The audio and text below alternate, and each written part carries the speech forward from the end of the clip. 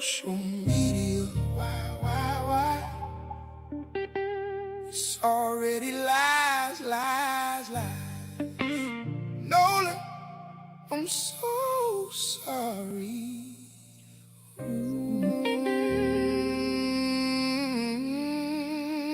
Why you scrub your social media? Why? Oh, it's already lies.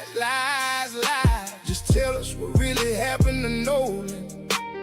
How did he get in that water? Oh, Mississippi, stand up right now. Why the hell they so silent? If you know you didn't do it, and if you can prove it, just say it out loud. Oh, 18 years young, football dreams in his hands, out on Horn Island with the so-called friends. Boat trip for the 4th, celebrating life, but he never made it back, left in the night. Mama posted, calling for help on the net today, searching, heart full of pain, now the body found, but the story don't add up. Phone left behind, strong swimmer. What the fuck, something just not right. The silence deafening, scrubbing timelines, deleting, no confessing. Nolan Wells, copper spirit shining bright. Most High knows the truth in the pale moonlight. Family grieving, but they standing tall. Been crump on the case, demanding justice for y'all. Why you scrub your social media? Why? Oh, it's already lies. Just tell us what really happened to Nolan. How did he get in that water? Oh, Mississippi, stand up right now. Why the hell they so silent? If you know you didn't do it, and if you can prove it, just say it out loud. Oh, Nolan's Wells family, please excuse me. I know you're grieving, but good God, this don't make sense to me. Baby in the water, how he end up there alone. Friends came back without him, stories changing on the phone. Independent autopsy coming, truth gon' rise. Toxicology, deleted messages, no more lies. Mississippi Delta ancestors watching close. We walk together, can't let another young king ghost. Them folks ain't kinfolk, hold yourself accountable. If it's foul play, speak now, make it audible. Peace be still in the storm, but justice first for Nolan. For the family, excuse my burst. Oh, Nolan, I'm so sorry. Your light still shines. My God bless you, may he protect you. Justice for your son, your baby. Something just not right. Oh, Mississippi, stand up right now. The Most High sees it all, no hiding in the dark. Hell no, we demanding answers while you scrub your social media. Oh, it's already live. Just tell us what really happened to Nolan. How did he get in that water? Oh, Mississippi, stand up right now. Why the hell they so silent? If you know you didn't do it, and if you can prove it, just say it out loud. Oh, Nolan, I'm so sorry. Justice for Nolan. We all we got, ancestors never left. Mississippi, stand up. Ooh, peace be still. Truth first, Nolan Wells, your story ain't over.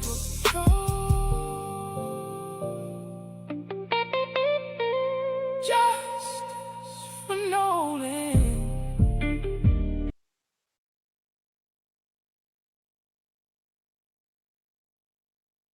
All right. Hello, Grand Rising, everyone. Thanks for tuning back in once again to the original Queen Ahmadiyyah Shakur show. I'm your host, Queen Ahmadiyyah Shakur, and this is your morning wake-up call. So as you're coming in, please feel free to go ahead and subscribe to the channel if you haven't done so already. Be sure to click that notification bell and click the word all so you're notified each time the Queen Goddess goes live.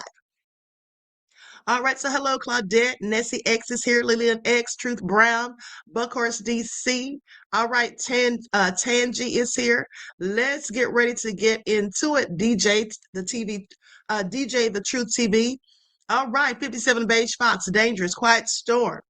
Okay, Trisha, Blessed Beautiful. All right, the lovely T, Lady Painter, Deronda, Cherokee Descendant Dale. All right, Pretty Wings, I see you, beloved. Pathways and Prophecies. Betty Boop is here.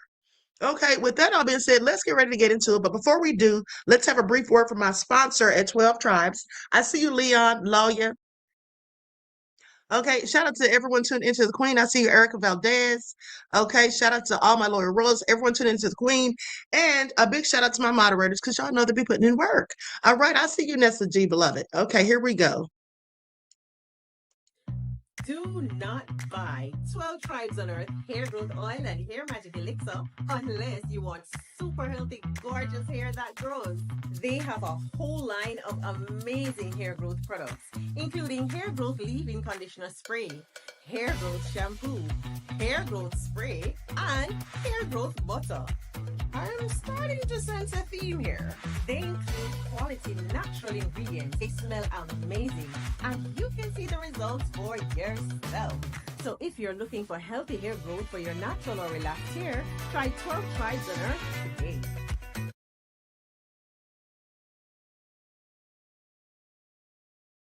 All right, so with that all being said, don't forget you can purchase 12 Tribes Hair Oil at Etsy.com.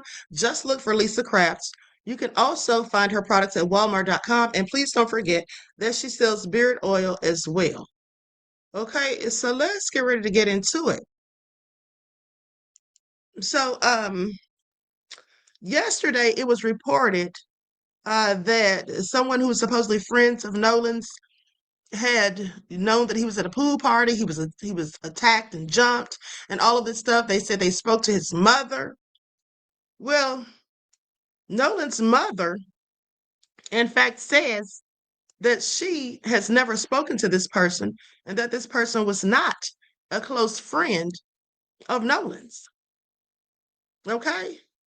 Janara Phillips said, beautiful song, Queen. Thank you, beloved, but that isn't credited to me. That is credited to Truth Brown 100, who is in the chat. Okay, thank you. All right, so, and shout out to Truth Brown again. Now, with that being said, what they're doing here is these people are mixing lies with the truth, just like the devils do, to confuse us, to muddy the waters, like I said days ago. If now that she has lied about knowing Nolan's mother or having spoken to Nolan's mother, now I have to question everything else that she has said. Some people have now also come out and said that that pool party picture was from June the 27th, not July the 4th. Okay, so listen, we're gonna have to pay attention. I'm not sure. I'm not sure what is all the truth and what is all the lies. Okay, but we're gonna get into it today, and we're gonna see what all we can put together, because y'all know we're good at putting the pieces of the puzzle together and connecting those dots. Okay, but before we get into Nolan's story this morning, let's talk about another young man who was found in a canal. Okay. And I find it very interesting. So let's talk about his name was Joseph Posey Jr. All right, let's talk about it because I'm going to go to the footage of where the police reported that they found him after receiving a call about a body in a canal.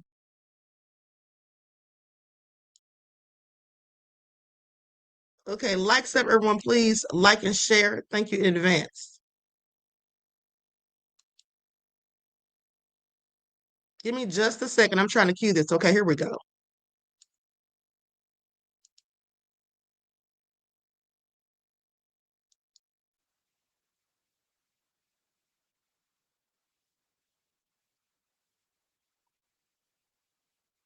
we go. Don't miss it. Beaumont police have identified the man found in a canal along I-10 as 25-year-old Joseph Benjamin Posey from Mississippi. Detectives say preliminary autopsy results indicate Posey died from an accidental drowning, though toxicology results and other tests are still pending. detectives attended the autopsy today, and our preliminary results from that indicate that the victim died from an accidental drowning. So again, that's preliminarily. They're still going to wait for toxicology and other tests to come back, which sometimes can take months. Investigators are now working to learn more about Posey's time in Beaumont. They're asking anyone who may have seen him or spent time with him recently to contact Crime Stoppers. My question is, why are they always suggesting to us that these people, accidentally drowned? Even before they have any information, these are the things that they quickly say. Okay, and I find it all very interesting. But this was not an accidental drowning, okay? It absolutely was not. Okay, let's talk about what his father, Joseph Posey Sr., had to say. Okay, this is his son right here. May he rest in peace. Love and condolences to the family. Okay, please pay attention. These people always want to come out and act like, oh, it was just an accidental drowning. What his father said makes it all sound suspicious as HE double hockey sticks. Okay, so I'm going to go to his father's Facebook post. I'm going to share my screen so you all can see this.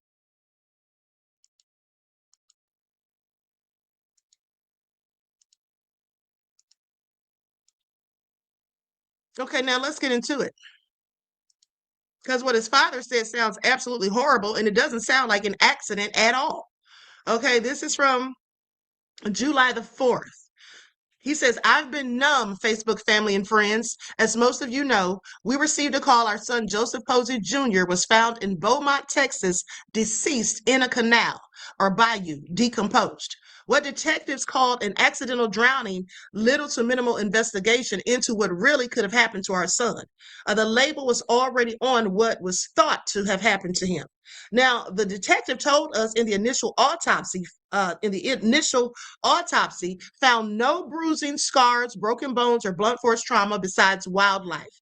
Not for 1 minute we don't think something did happen foul and that it's a cover-up and staged. I told the detective that my son had dreadlocks down to his shoulders. He proceeded to say my son didn't have any hair on his head. The detective told us my son had on hospital socks, no shoes, and a shirt that came from a local farm that was family owned, and a pair of joggers with only his identification or ID. This is tough, family and friends. Nothing here that I'm saying fits. I could go through the details. It's horrific. It broke us. Our son wasn't a swimmer. Clear that. The way they say they found my boy. No parent should hear that. The way they say they found my boy. No parent should hear that. We know that it was foul play here with that. And with him. Bear with me. My reasoning for this post is to bring awareness to what's happened to my son. We're calling out for help. Share this with family and friends. Help bring us awareness to this staged cover-up by the Beaumont Police Department. It's a lot of questions that haven't been answered. We need answers. We need your support in fighting this for our son, nephew, brother, cousin, and friend. I have been really fighting myself with these details. I had to spread the word on some of the details of our son's last moments. It's other things to come. I will be posting more on getting answers for my boy. More details will come. So as I said, they quickly came to a decision that this was just, merely an accidental drowning. And if so, why was he wearing hospital socks? That's the first thing I'd like to know. Why would his son have on hospital socks with no shoes? And what happened to his hair? What in the world happened to his hair? Okay. This all sounds real sketchy. Let me just remind you all of something that you may have forgotten. We know that Texas in general is racist, but we also know that Beaumont, Texas is specifically racist. Do you all not remember the two young black men, DeAndre Arnold? I forget the other one's name, but they went to that school in Beaumont, Texas, where they wanted them to cut their locks. Y'all remember that, right? Y'all remember that, right? Where they wanted them to cut their locks. Okay, they even took it to court and they lost. Okay, So I find it interesting that this young man, who also was in Beaumont, Texas, had locks, but he was found with no locks. He was found bald headed. Do y'all think that's a coincidence? Because I don't.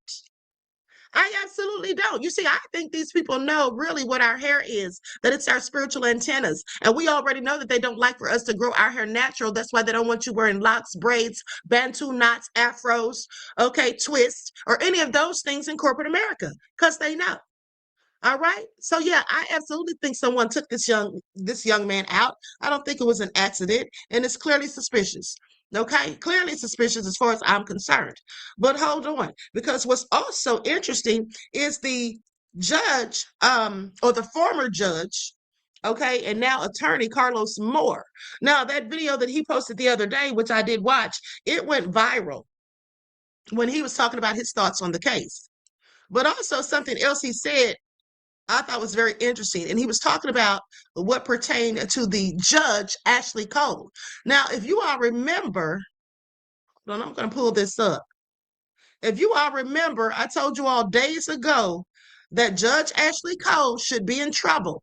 She should be having some sort of consequences because, for one, she was not supposed to be saying anything when there's an active investigation going on, and her stepson is allegedly involved. Okay, that's what she was not supposed to do.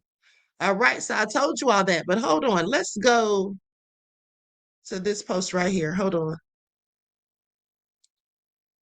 Where this attorney, the Metz law firm, is talking about the judge. And then I want to go to what the former judge, Carlos Moore, what he had to say about what happened to him when he was a judge down there in Mississippi, when he made comments about Cal Rittenhouse. And yes, I said Rittenhouse.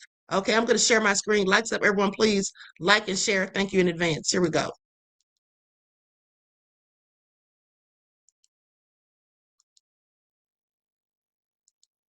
Canon number 1, integrity and independence of the judiciary.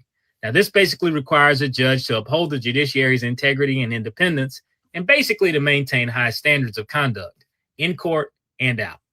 Canon 2A, avoiding impropriety and, most importantly, its appearance. Now, this requires a judge to respect and comply with the law and to act at all times in a manner that is consistent with promoting public confidence in the judiciary's integrity and impartiality. Now, this is very broad, and it also applies to personal circumstances. Canon 2B, prestige of judicial office. This generally prohibits a judge from lending the prestige of judicial office to advance the private interests of anyone, herself or others. Canon number 1, integrity and independence of the judiciary. Now, this basically requires a judge to uphold the Okay, so you all heard that, and that's basically what I told you all as well. Okay, she had no business doing anything pertaining to that case. But the question is, why hasn't she received any consequences? Okay, why hasn't she had anything done to her? Because the fact of the matter is, uh, Attorney Carlos Moore, when he was a judge, he absolutely had consequences. Okay, so let's get into it. I'm going to pull this up. Hold on, give me just a second. And in the meantime, like and share. Everyone, please like and share.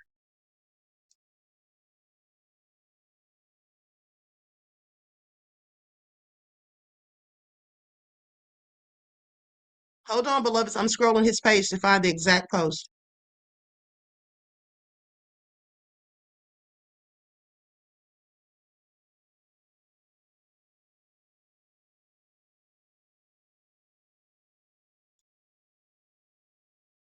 It's a former Mississippi judge and civil rights attorney, Carlos Moore, explains how the Jackson County and Mississippi's good old boys justice system is protecting the potential assailants of Nolan Wells. That's basically what he was talking about in that video.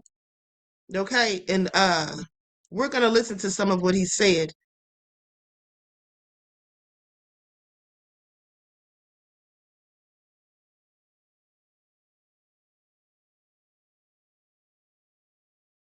Hold on, beloveds.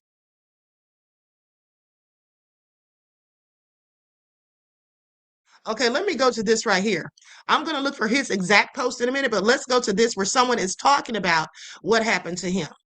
Okay, because we can see that there's been a whole bunch of a lot of things that are very suspect and absolutely pertain to a cover up, in my opinion.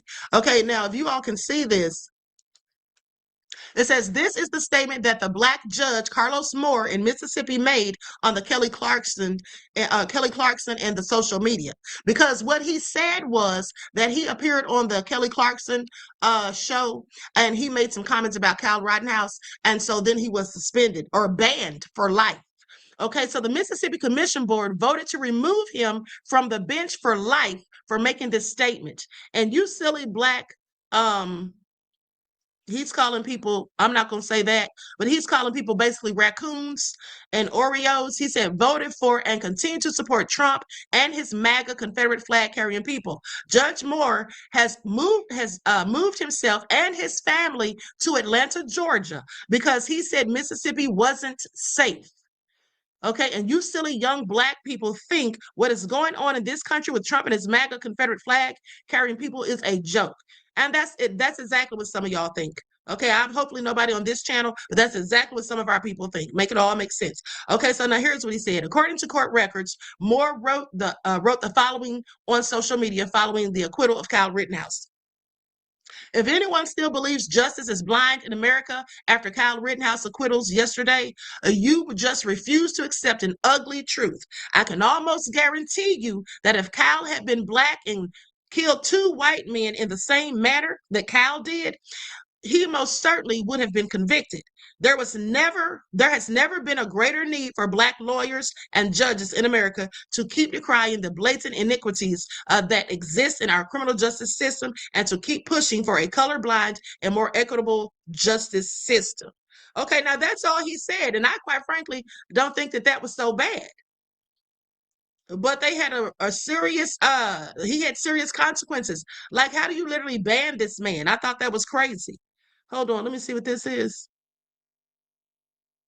People are starting to ask questions. If I could not say certain things when I was a judge, when I was a sitting judge in Mississippi. Okay, this is his post right here. Okay.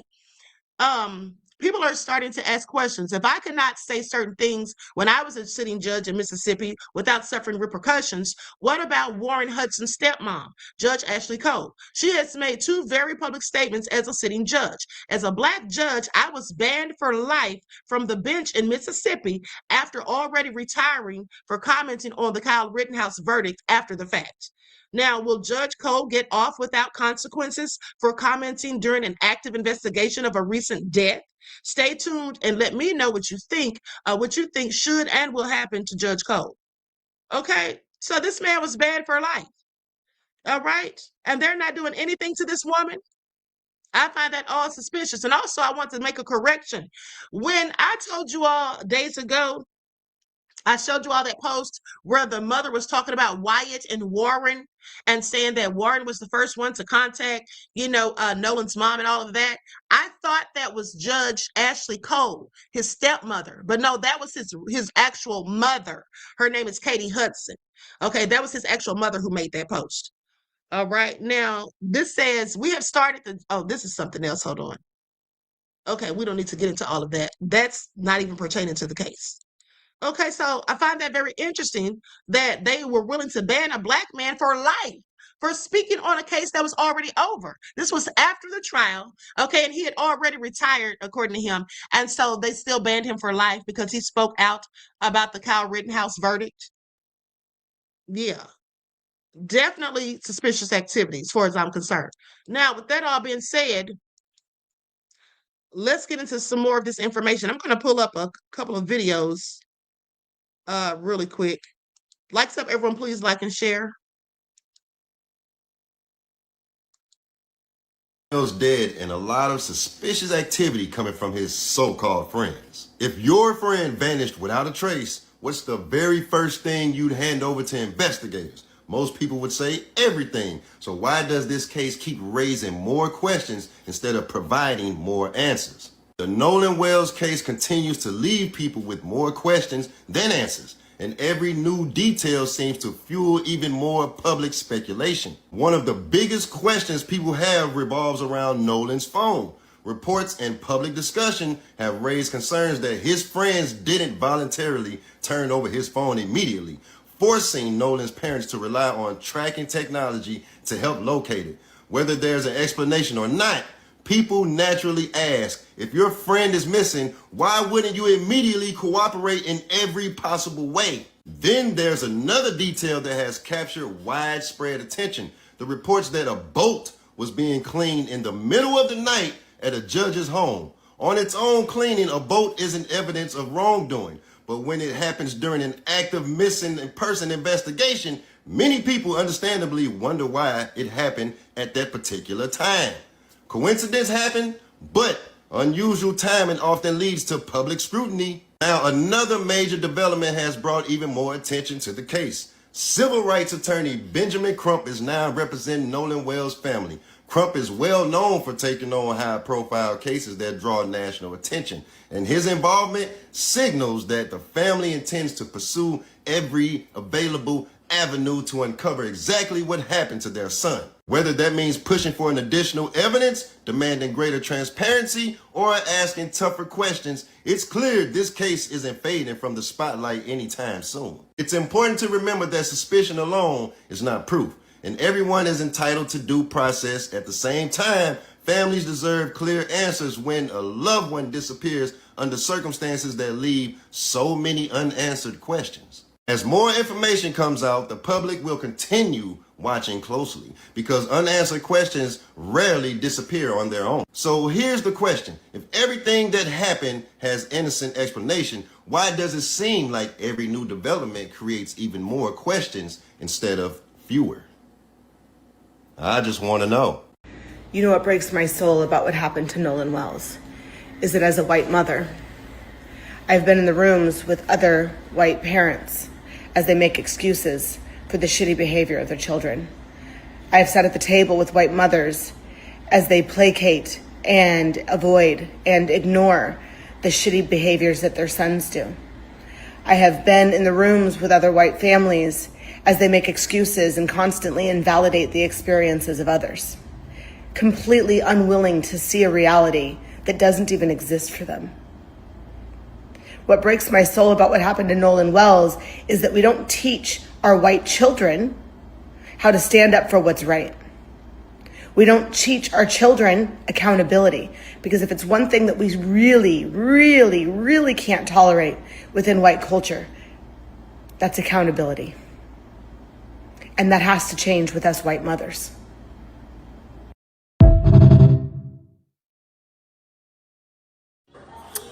Our get back for Austin. Enjoy it. Matt panics. Is that right? Now I want you all to pay attention because this MAGA minion said that Nolan was their get back for Austin. Now I want you all to pay attention because I told you all that. Didn't I tell you all that maybe last week sometime that this is probably get back for Austin? These devils are so nefarious, but let's continue. Matt Penix from Baltimore, Maryland. Is that right? Damn, son. That's crazy. Can you imagine if people had said that about your two boys? You would crash out behind them, right? Imagine feeling that way about black people, but you cosplay as a stereotypical black man. You want to be one of us so bad, don't you? They always do, and this is why they're so hateful and racist towards us. This man is sitting up here with all these gold trims on his teeth, okay, knowing that that's all black culture. All right, pay attention, but sitting there talking trash. This is what they do, just like that Klansman who had locks in his hair. Even the grills in the front of your teeth don't even look black enough, bro. But Matt Penix, it's okay, because I found something even better. You see, I was looking up this MP car wash in detail, and I don't think that's your real job, bro. I don't even think that's a real business. But I did found your job. FSC, right? That's what you do in the winter. You be plowing snow. Definitely found your winter job. So I'm gonna make it an even colder winter for you. we gonna call that number.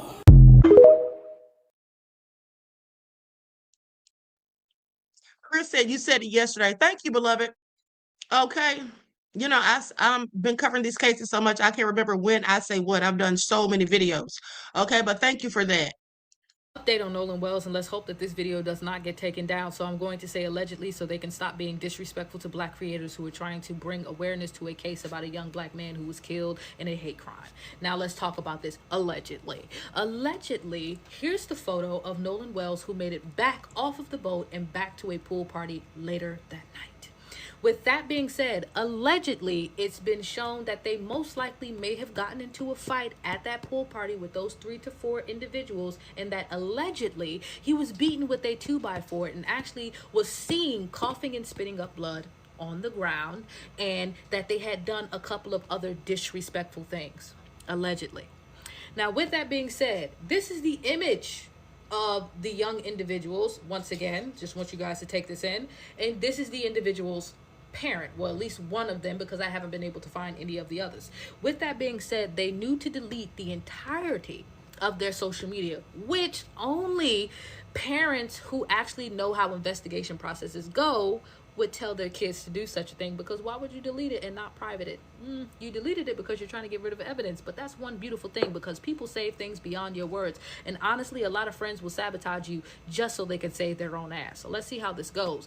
But allegedly, okay, that's what transpired. Now, a few attorneys have released photos. Please go online, look that up. Please understand, Mississippi likes to silence a lot of different things that surround hate crimes when it comes to Black people. So we need to do our part with bringing awareness to the situation. To anyone else who are choosing to bash Nolan Wells' parents because you can tell that they are the we are the world type of individuals that don't see color and probably allowed the disrespect and racial injustice to happen within their family, please stop. That's not our place to talk about. That's not our place to say anything. At the end of the day, this woman and this man lost their son. So we should not be making any opinions or anything like that. But what we are going to do is bring justice. We are going to make sure justice is served. And also, shouts out to Tyler Perry and Colin Kaepernick for paying for the funeral and autopsy and donated a significant amount to that family to make sure that they can get the things that they require. Outside of that, let's hope that this video does not get taken down, but that is the Nolan Wells update. There is a lot more things that are coming out, so Also, I just want to say that Byron Allen donated $100,000. Okay, supposedly donated $100,000 to Nolan's GoFundMe. please keep your eyes open. They are trying to keep it hushed. Okay, I've reposted a significant amount, so I hope you guys can check my repost as well too. Check my story, and we are going to do right by the Black community by making sure that we investigate and do our own Nancy Drew out this motherfucker, because if these kids are not properly prosecuted,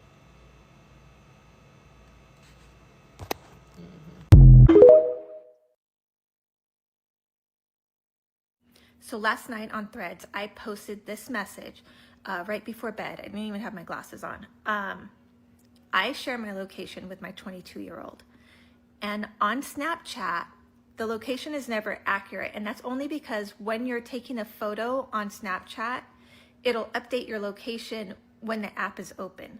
So my theory on why the location was different for his mom, Christine, on Life360 and Snapchat, they could have disabled Life360 or something, or maybe, you know, took off the Wi-Fi. My pinned video talks about how to do that. And it's plausible that if they deleted snaps, when they opened his snap, it pinged his location, it updated it. So if they were deleting messages, that would have updated his new location on his phone. Nolan's cousin did respond to that, and it said, you know, it took her breath away. She felt sick, and she let her uncle know pretty much what I had said, and that could be a plausible reason.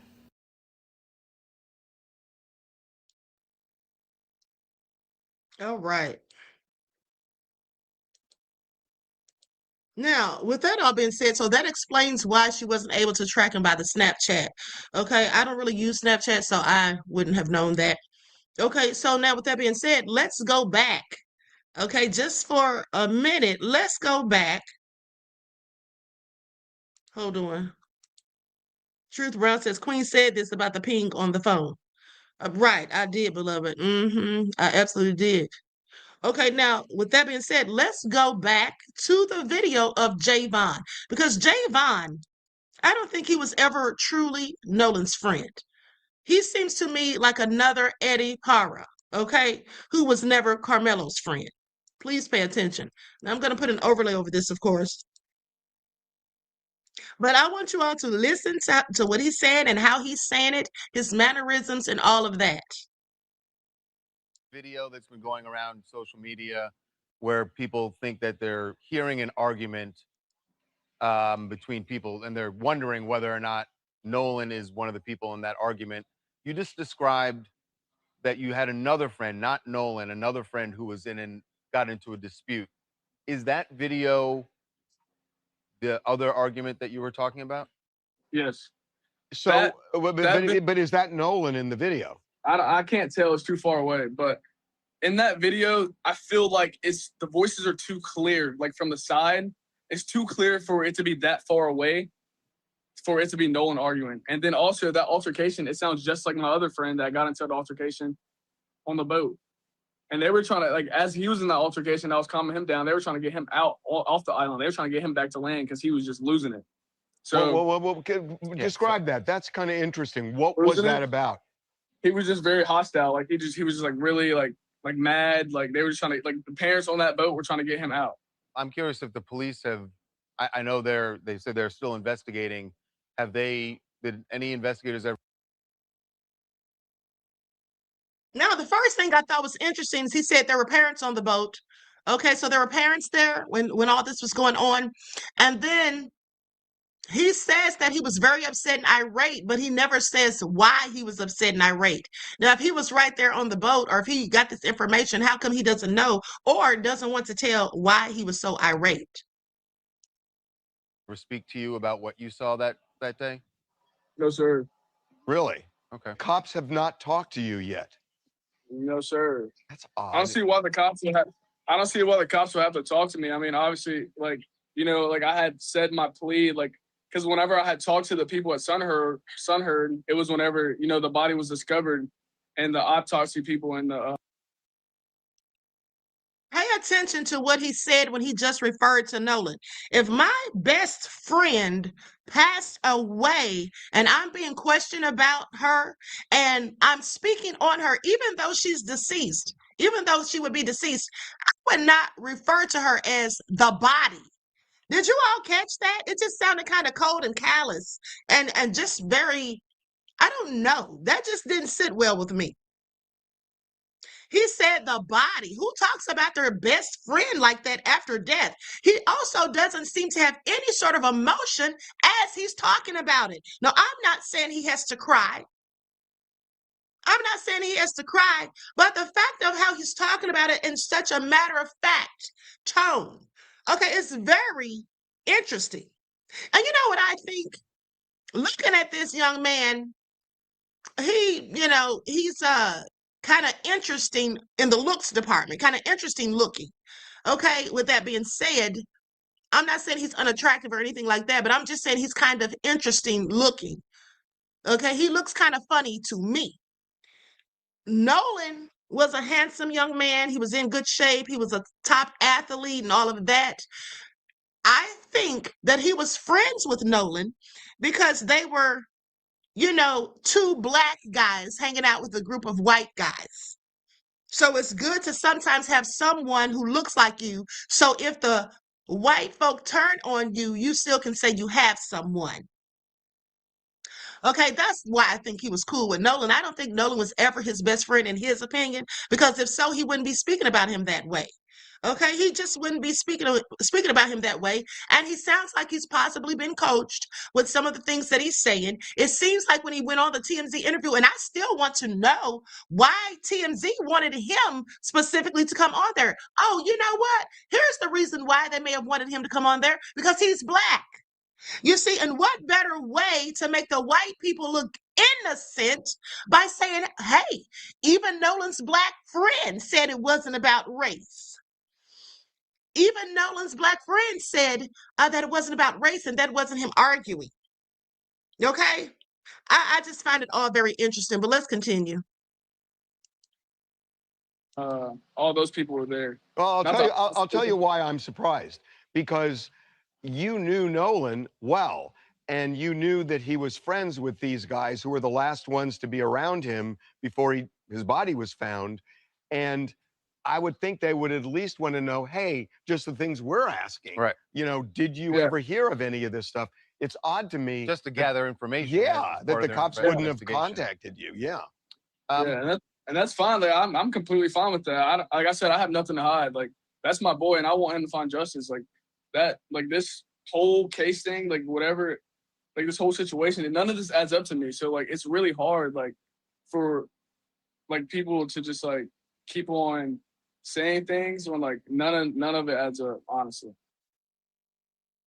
Jayvon, have you seen the video that's been going around social media? And so I find that very interesting. Hold on, let me get this off the screen. Okay, here's the thing that I also find interesting. The fact that he said the police hadn't talked to him and he acted as though he didn't have any idea why they would.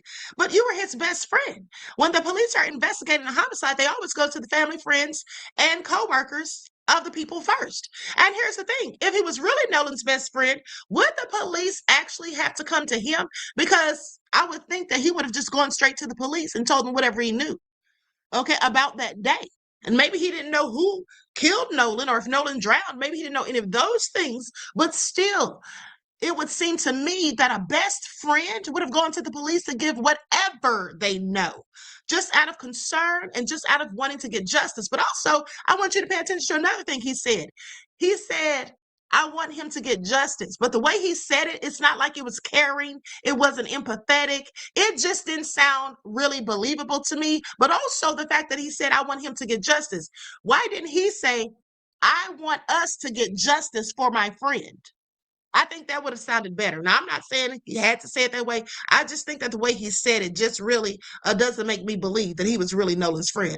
I think that he, like I said, I think that he was possibly even jealous of Nolan, okay? Because Nolan was, more, it seemed like he was more popular than him. Okay. And also another thing I want to say, that was not Jayvon.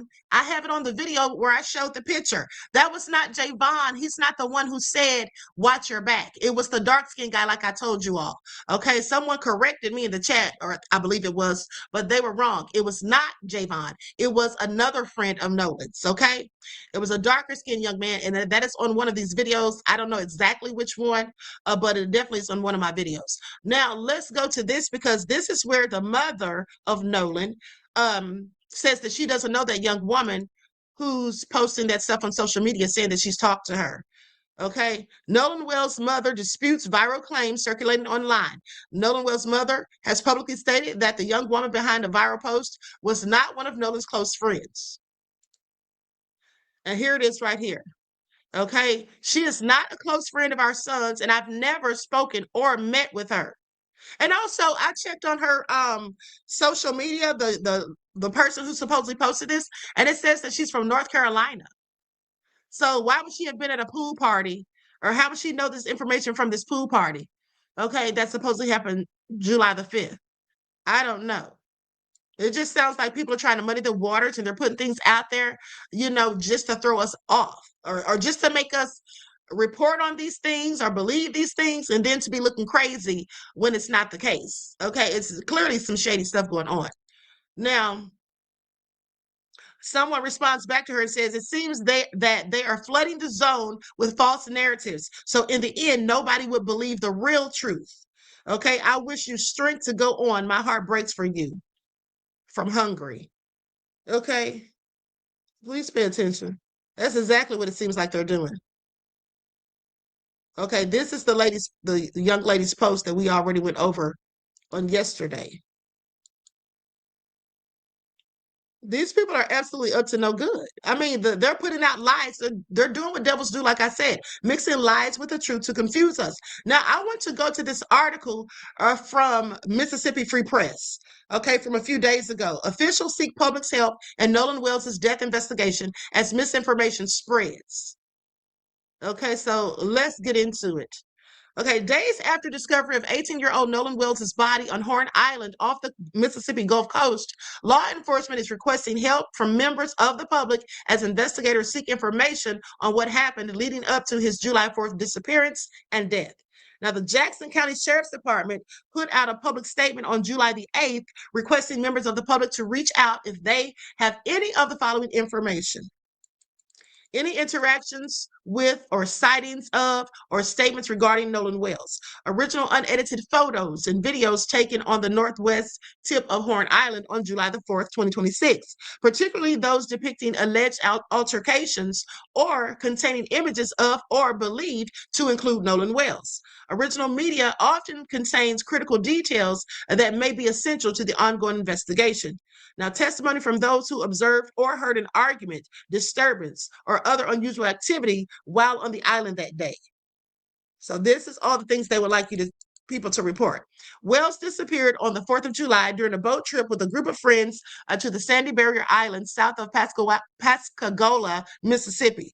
Now, his mother, Christine Wansley, reported him missing that night, and a park ranger found his body on Monday, July the 7th. And someone was lying and saying that his grandfather found his body. Okay. Now, after the discovery of Nolan Wells' body, an explosion of misinformation, unsubstantiated rumors, and speculation spread across social media, forcing both law enforcement and his own family to speak out to counter the false information. That has included Christine Wansley debunking an AI video using her likeness to spread misinformation. Did I tell you all about that video? I think I told you all how they were using AI to try to muddy the waters as well. I'll go to that video. But yeah, people out here doing all kinds of stuff. They literally, it did look kind of real, but often I can notice AI, but it did look convincing, and you could tell people believed it by the comments. Okay, they said, we recognize that a significant amount of information, speculation, and commentary has been shared on social media and throughout the community. As with any active investigation, our investigators are working to establish the facts through eyewitness accounts, physical evidence, and more reliable information. Now, this is what the sheriff's statement read. But I find that interesting because if they're doing all of that, why haven't they talked to Jayvon Williams? Now, here's what they say the coroner says. Bruce Lynn Jr., the coroner of Jackson County, personally traveled to Horn Island to provide the first examination of Wells' body. In a July 8th interview with the Mississippi Press, Lynn definitively stated that no autopsy results were available, countering any speculation that the state of Mississippi has determined a cause of death for Wells as of now. They then saying the state medical examiner was able to positively ID him on July the 7th through dental records that we were able to provide them, Lynn says. Now, the autopsy was conducted on July the 7th. However, the state medical examiner who is responsible for determining the cause and manner of death in the autopsy case has not given us her final report as of yet. Now, the coroner stressed that the full release of the cause of death would be contingent on a toxicology screening to determine what, if any, substances were in Wells' system prior to his death. I'm sure she's still waiting on the toxicology report to come back. We were hoping to have that. I'm assuming one day next week. Now, Lynn observed Wells' body on the beach where he was discovered, saying it was on the northwestern end of Horn Island. And then he tells the reporter that Wells' exposure to the elements meant he would have to be examined further at the state medical examiner's office. The coroner did firmly quash one of the many rumors he'd seen spreading across social media. He says, I have stuff out there where people are saying that it's been reported he was found wrapped up. It's crazy. There's no truth to that at all. Ben Crump, the civil rights attorney who's representing the Wells family, says an independent autopsy will be conducted on the body on Friday. Now, on the same day, Crump will host a press conference in Harlem. Okay, they say a young man left his home to celebrate the 4th of July with friends, and he never came back. His mother deserves answers, and his family deserves the truth. Okay, that's what Al Sharpton said. And then let's not forget how Sharpton said that they're saying that we're rushing to try to make it about race, or they're saying we're trying to make the whole thing about race or whatever. And he said, you know, we don't know if it is about race, but also they don't know if it wasn't. Okay, so anyway, it goes on to say we're not here to jump ahead of the facts. We're here to demand that the facts come to light fully, honestly, and without delay. That means a complete and transparent investigation. That means releasing every record. Nolan Xavier Wells was 18 years old with his whole life in front of him, and his family will not be left in the dark. We stand with them, and we will not stop until every question is answered. Family members close to both Nolan Wells and his friends that he originally departed and the friends he originally departed to Horn Island with have spoken out on social media following rumors and assertions about Wells's death. Ashley Cole, the mother of one of Wells's friends and a Jackson County Chancery Court judge, released a statement on social media explaining the timeline as presented to her. And so we already know what she said about Warren being interviewed. Said that Warren was interviewed by the Jackson County Sheriff's Department and cooperated fully. Okay. He last saw Nolan at 3 p.m. on July the 4th. They left around 4:30 p.m. when the boat was taking in water. Now, Christopher Wells Sr., Nolan's grandfather, made a social media post calling for an end to the rampant speculation that has plagued social media in the following days since his grandson's death. He says, "My daughter Christine and her husband Elmore prayed for a positive outcome, but they also had to prepare themselves for the worst. Now that my grandson has been found, it's time for answers. But be mindful, they need space and need to grieve. There has been enough finger pointing. Let law enforcement do their job." Jackson County NAACP President Curly Clark also urged the public to guard against spreading misinformation, saying the NAACP is going to ensure that the tragedy will be fully investigated, but we do not want anyone to jump to conclusions before the facts are known. Okay, it's sad, but I have to admit that race is a part of the equation, and the NAACP has to play a part in it to ensure that everything is done in accordance with the law and that there's no racial discrimination involved. We don't want to jump to conclusions because it's going to be very hurtful to the family if the wrong conclusions don't pan out. We're going to make sure we're being very deliberate in the findings and ensure the facts come out and justice is served. A GoFundMe supporting Wells' family continues to grow, reaching $320,000 by Thursday afternoon. Wells' mother has stated on social media that the GoFundMe is the only legitimate fundraising campaign to support the family while warning of scams and fake campaigns in Nolan Wells' name. And who do you think are doing those? Who do you think are doing those? I'm pretty sure it's the devils, okay? The MAGA minions. Because who else would be doing such? Okay? Who else would be doing such? And that's why we have to make sure we're doing our due diligence when you're contributing money, okay, for our people. Make sure you're giving the money to the right source. All right? Because the last thing we want to do is be enriching the very devils who can't stand us. Okay, please pay attention. Now, with that all being said, let's go to this next post. Likes up, everyone, please like and share. Thank you in advance.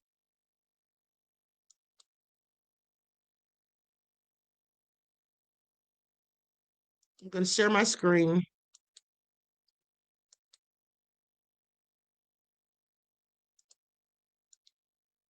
Okay, this is posted from the Public Opinion Court. Nolan Wells' mother cleared up some false information, but let me show you the timeline that cannot be denied. Every investigation should be guided by evidence, timestamps, witness statements, and documented events, not speculation. Regardless of conflicting accounts, there are key moments in this case that remain part of the documented timeline and deserve careful examination. Okay. From Nolan staying with friends on July the 3rd to the events on Horn Island, the "Give Me My Effing Phone" video, the delayed missing person report despite his phone allegedly being elsewhere, the recovery of his keys, the Instagram post made after he was reported missing, the boys retaining attorneys, and the recovery of Nolan's body. The sequence of events raises questions that continue to be discussed publicly.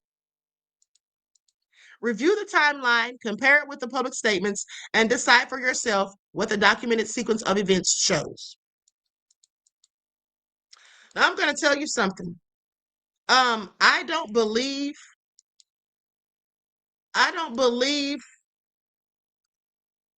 what that person Alasia, whatever her name is, Spencer, I don't believe some of the things that she said, and probably it could be that none of the things she said is true. But here's why I don't believe what she's saying. First of all, why would you lie and say you spoke to his mother when you didn't speak to his mother and you don't even know her and you were not even close with Nolan? Okay, why would you even say that? So when someone tells a lie of that magnitude, now I have to question everything else that you have said. Okay, for one thing, this all supposedly happened after midnight. Okay, wasn't it around 1 a.m. in the morning? But Nolan's mother said that Warren called her at 11:07.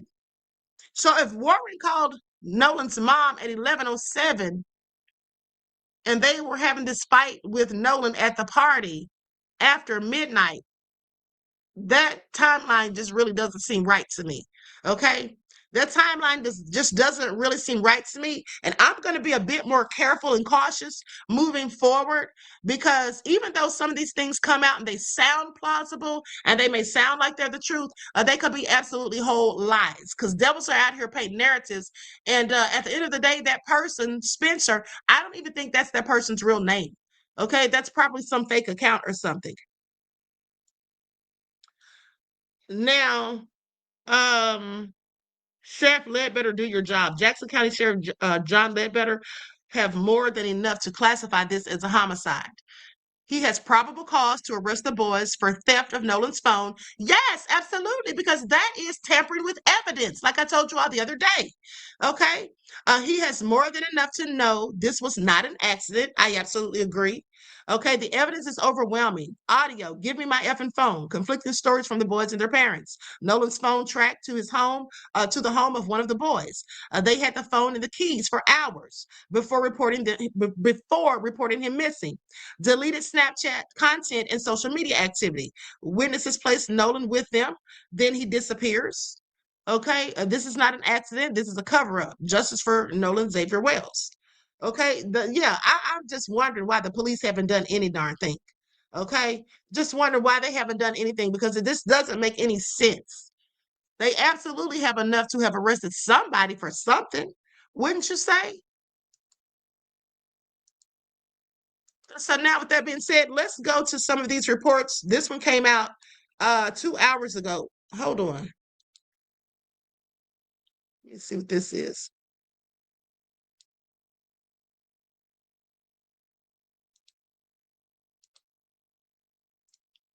Hold on, beloveds. I'm trying to see. This is a report from Rolling Stone that came out about 6 minutes ago, it looks like. This just came out. What really happened in the last known video of Nolan Wells? It's me yelling. Okay. Oh, so one of Nolan's friends must have come out and said it was them yelling. Okay, so let's get into this. One of Nolan's close friends tells Rolling Stones he's the person who can be heard yelling in the viral video circulating online. Now, I'm not saying this is true. I'm just reading you all what this young man says.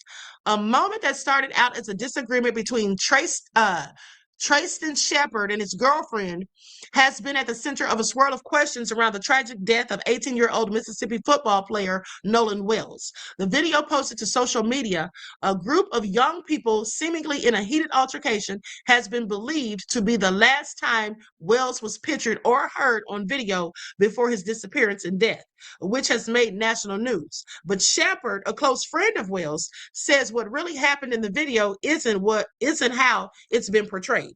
Around 3:30 p.m. on July the 4th, Shepard says he was with a large group of friends from high school, including Wells, to celebrate the holiday. Shepard and his family took a boat over to Horn Island, a barrier island off the coast of Mississippi, where he planned to meet up with Wells and some other friends from high school. The friends often took the 45-minute ride over to Horn Island on weekends to hang out and had been there since that morning.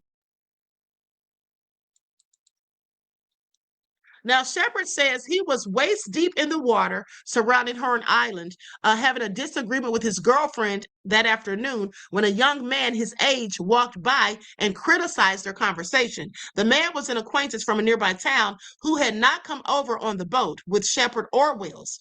He says, I told him he needed to mind his own business.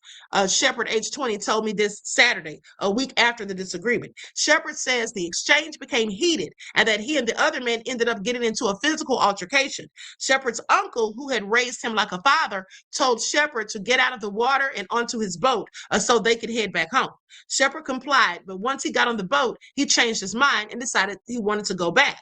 Shepard's friends had by that point begun defending him back on shore. Around that time, another adult on a nearby boat started filming the video, later posted it to social media after news of Wells' disappearance broke.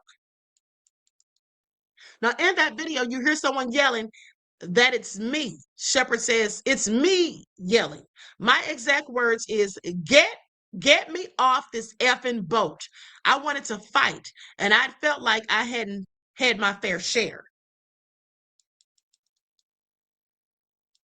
Now, Shepard's girlfriend says she had never gone over to the beach when the altercation moved there.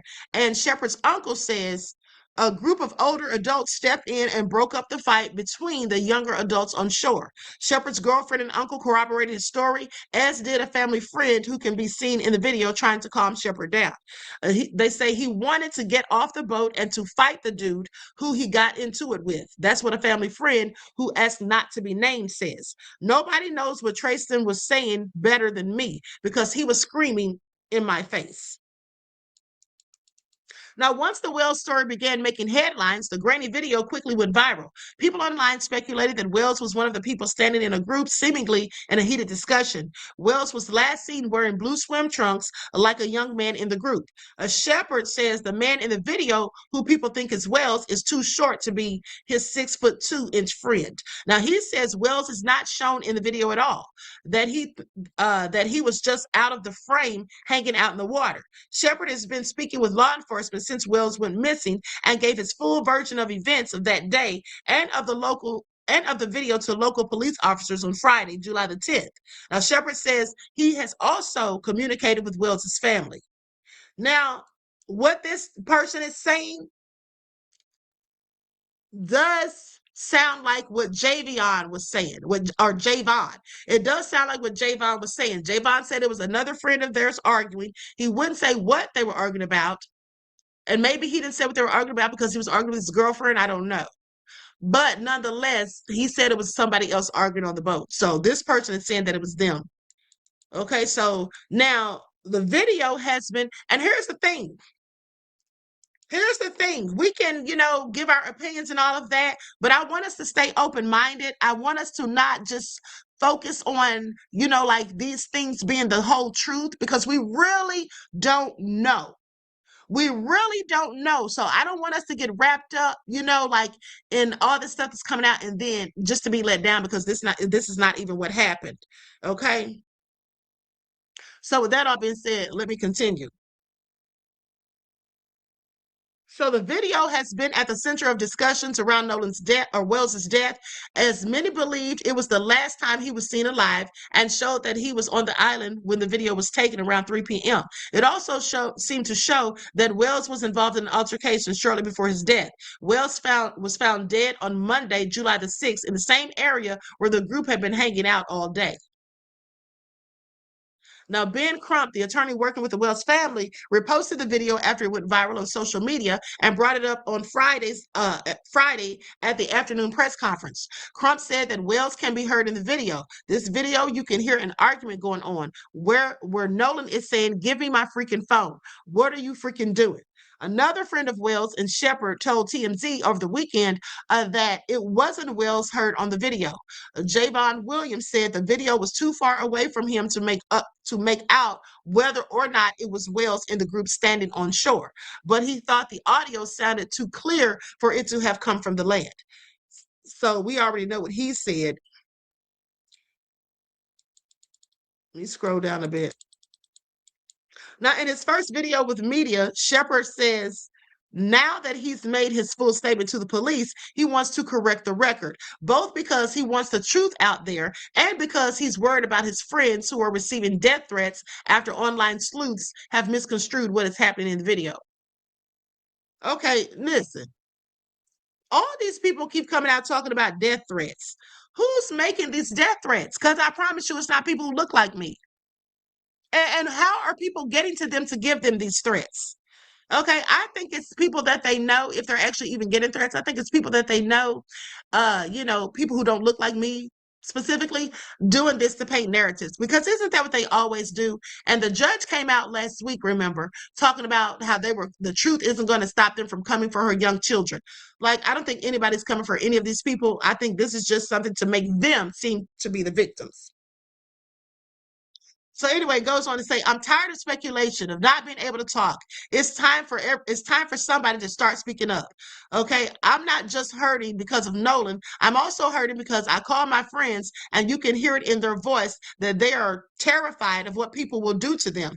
It's completely way too far. Hold on. Here's the thing, though. They sound terrified because of what people are doing, or what they think people will do to them. I don't think so. They've been going about their merry way. Okay. Now, allegedly, as I told you all, there was a lady who claims they were in a restaurant having dinner just days after, before his body was even found. And the waitress supposedly asked them, why aren't y'all out there helping to look? And they said, well, they're already saying we did it. Okay. So did what? It also is still very interesting to me, as I said yesterday, when Warren said that he called the Coast Guard and that he called Nolan's mother, which she did say that he called her. Why was he calling the Coast Guard? Like I said, that just doesn't add up. And then you call the Coast Guard for a search and rescue if someone's missing. What made him think that Nolan was missing, and if so, that he was out there on the island? So anyway, the Jackson County Sheriff's Office is investigating Wills's death, and his family's attorney Crump has called for an independent investigation and is conducting an independent autopsy. Okay, the autopsy results are expected soon. And then Shepard says, I get that everybody wants justice for Nolan. Okay, this is what Shepard says with tears streaming down his face. Everybody wants to know exactly what happened. Will we ever know? Well, I certainly hope so. I certainly hope that we'll know one of these days, and hopefully soon. Okay.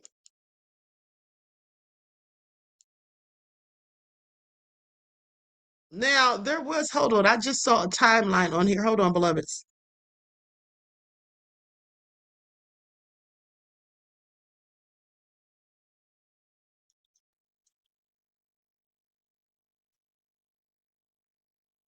Okay, so 7 hours ago, CNN reported a timeline. Let's see what they're saying.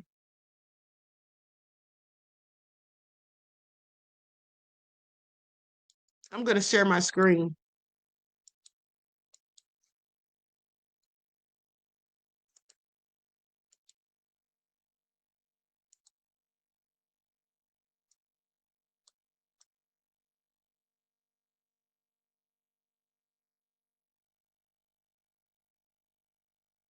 In the days since the puzzling death of an 18-year-old, investigators have undertaken a painstaking effort to reconstruct the events that unfolded on Horn Island, a remote barrier island about 10 miles off of the Mississippi coast. The investigation has unfolded rapidly.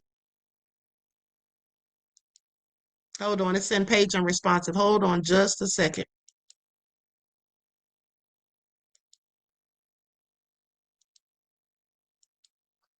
Okay, I'm going to have to go back to that because for some reason the page crashed. Okay, so let's go back. Matter of fact, I'll just read it. I'm not going to share it on the screen. I'll just read it to you. Okay, so anyway, it goes on to say, the investigation unfolded rapidly since Nolan Wells disappeared on the 4th of July from the island that he was visiting with his high school friends. While those friends returned to the mainland, Wells's body was found days later in the water. Now the search for answers extends well beyond the remote island. As public interest escalates, investigators are working to piece together Wells's final hours while his family continues to press for transparency and answers. The young man's death has stoked speculation and distrust, in part due to Mississippi's fraught racial history and the fact that Wells appeared to be the only person of color in an image with friends on the trip. So here's a timeline of key developments in the case where the investigation stands. Okay, Wells graduated in 2025 from Ocean Springs High School in the coastal Mississippi town of Ocean Springs, just east of Biloxi. He then enrolled in Southwest Mississippi Community College, where he was a wide receiver on their football team. So on the evening of July 3rd, the teen made his family's salmon dinner before leaving to spend the night with his friends ahead of the holiday weekend. It was hug, kiss, and he left. This is what his mother, Christine Wonsley, said. And like countless Americans across the country, Wells set out to mark the 4th of July holiday on water. He joined his friends for a boat trip to Horn Island, a federally protected barrier island known for its untouched beaches, shifting shoreline, and quiet isolation. It wasn't uncommon for Wells to visit the island with friends, according to his family.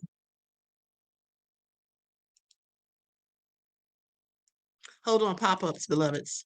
Okay, now Wells was supposed to return to school after the holiday weekend to start training for the upcoming football season. This is what his father, Elmer Wansley, said in an interview with Good Morning America. Now, in photos from the boat that day, the 18-year-old towers above his friends, his arm casually slung over their shoulders as he smiles for the camera.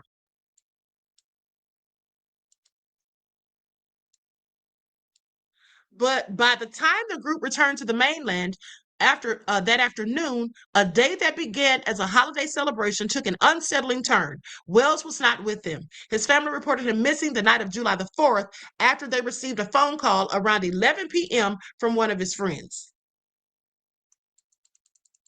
Now, as the first hours passed without answers, Wells's mother turned to social media, sharing desperate appeals for information about her son's whereabouts. In a post on the morning of July the 5th, Christine Wonsley said that she and her husband had possession of their son's cell phone and that they traveled to the island to search for him.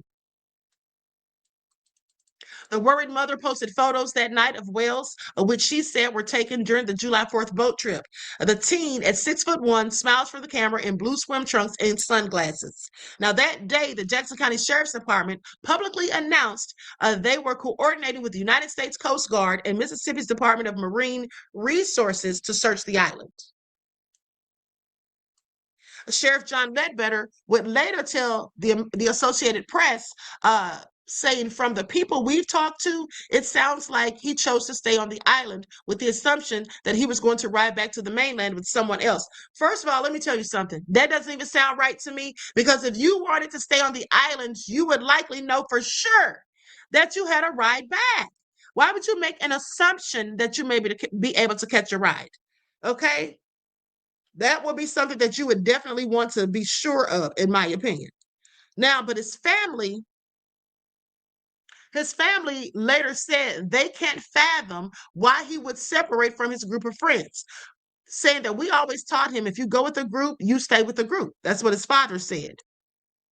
Now, as Christine Wonsley's social media appeals gained traction online, several groups joined the search for Wells, including the United Cajun Navy, a nonprofit volunteer search and rescue group based in Louisiana.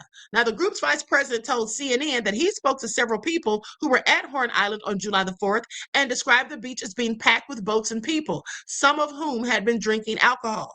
If someone had fallen into the water, Brian Trasher said, strong rip currents that day may have posed a risk. Now, writing to her growing social media audience on July the 6th, Christine Wonsley said, the family has so many questions. Our hearts are breaking. We keep waiting for Nolan to walk through the door with his beautiful smile and a joke, of course. We pray our son is alive and safe, she wrote. But hours later, the search for Wells ended with the news his family had feared most. A body matching Wells's description was recovered from the water near the shoreline, according to officials. There were no immediate signs of physical injury, according to Jackson County Coroner Bruce Lind. Okay, the coroner's office requested that the autopsy be conducted at the state medical examiner's office because of the condition in which Wells's body was found, and to definitively determine whether there was any trauma or foul play, according to Lind. Officials are still awaiting test results, including toxicology, before determining the cause of death. But underneath the anticipation, skepticism was mounting online over the accounts of Wells's final hours with his friends and statements from the police. So a statement from the sheriff on July the 6th that no foul play was suspected in Wells's death seemed to only fuel frustration and anger on social media. Oh, it absolutely did. Now, many have looked at the photos of Wells, where he appears to be the only young black man in group pictures, and sensed danger. Okay, a reminder of Mississippi's fraught racist past. Many argue that it's still alive today. Now, others have taken to social media to post about their experiences of being the only person of color in predominantly white spaces and the challenge that can bring. The Wells family retained civil rights attorney Benjamin Crump. Okay, we already know about all of that. And then let's not forget that his parents said that they would hope, or the father specifically said that he would hope that it wasn't about race, but he wasn't for sure. Okay, now investigators have specifically asked for original unedited photos and videos taken on July the 4th, particularly those depicting alleged altercations or having images or believed to be or include Nolan Wells. Saying right now, I know time is of the essence, but folks want answers 10 minutes ago. And unfortunately, that takes time to get the accurate information. It's going to take a whole lot of work, hard work. Okay, that's what the sheriff said. Authorities say that they're also investigating online reports of an alleged altercation on the island on July the 4th and whether it involved Wells. Wells's parents said they're pushing through their grief to figure out what happened to their son. Okay, like this is really a lot. I mean, it's really very interesting. It's a whole lot going on here. At this point, I don't think we know what exactly to believe. Okay, I don't think we know exactly what to believe because they've muddied the water so much, in my opinion. Now, like I said, we'll be able to better assess the situation, as far as I'm concerned, when we get the autopsy results. And why haven't the Mississippi autopsy results even been put out there yet? I know they don't have the toxicology report, okay, but they could absolutely have already put out the autopsy. I literally think they're waiting on Ben Crump to see what he has to say about it, what his autopsy shows, so they don't look like liars and like they're engaged in a whole cover-up, which I believe they absolutely are. Okay? Which I believe they absolutely are. Now let's go to this video where this woman talks about token Negroes. Okay, that's what you don't want to be, and you should never want to be one of those. Okay, likes up, everyone, please. Like and share. Thank you in advance.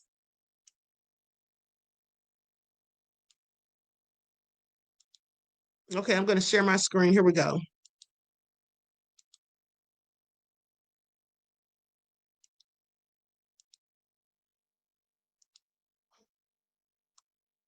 Hold on. Greta says, I had a so-called white friend who advised me if her peeps attacked me, she had to side with her people. Okay. Interesting, but not surprising, beloved.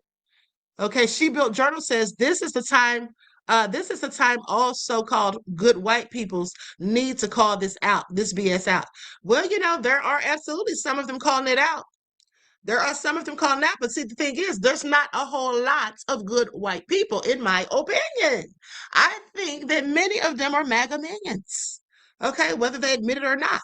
And some of them think just because they don't call us the N-word to our faces, and that means they're not racist. But that's just so ridiculous, okay? That's absolutely ridiculous. Now, let's go to this post right here. Let's talk about it. So, posted by Adelia Dr. J. Carthen. July the 9th. It says, these are my real friends. They've never mistreated me. We have the best of times. They would never leave me on an island. That's because the people in the pic aren't even real. I just wanted you to read how stupid that sounds. And I wanted to respond to the black folk posting their white friends. You're the token.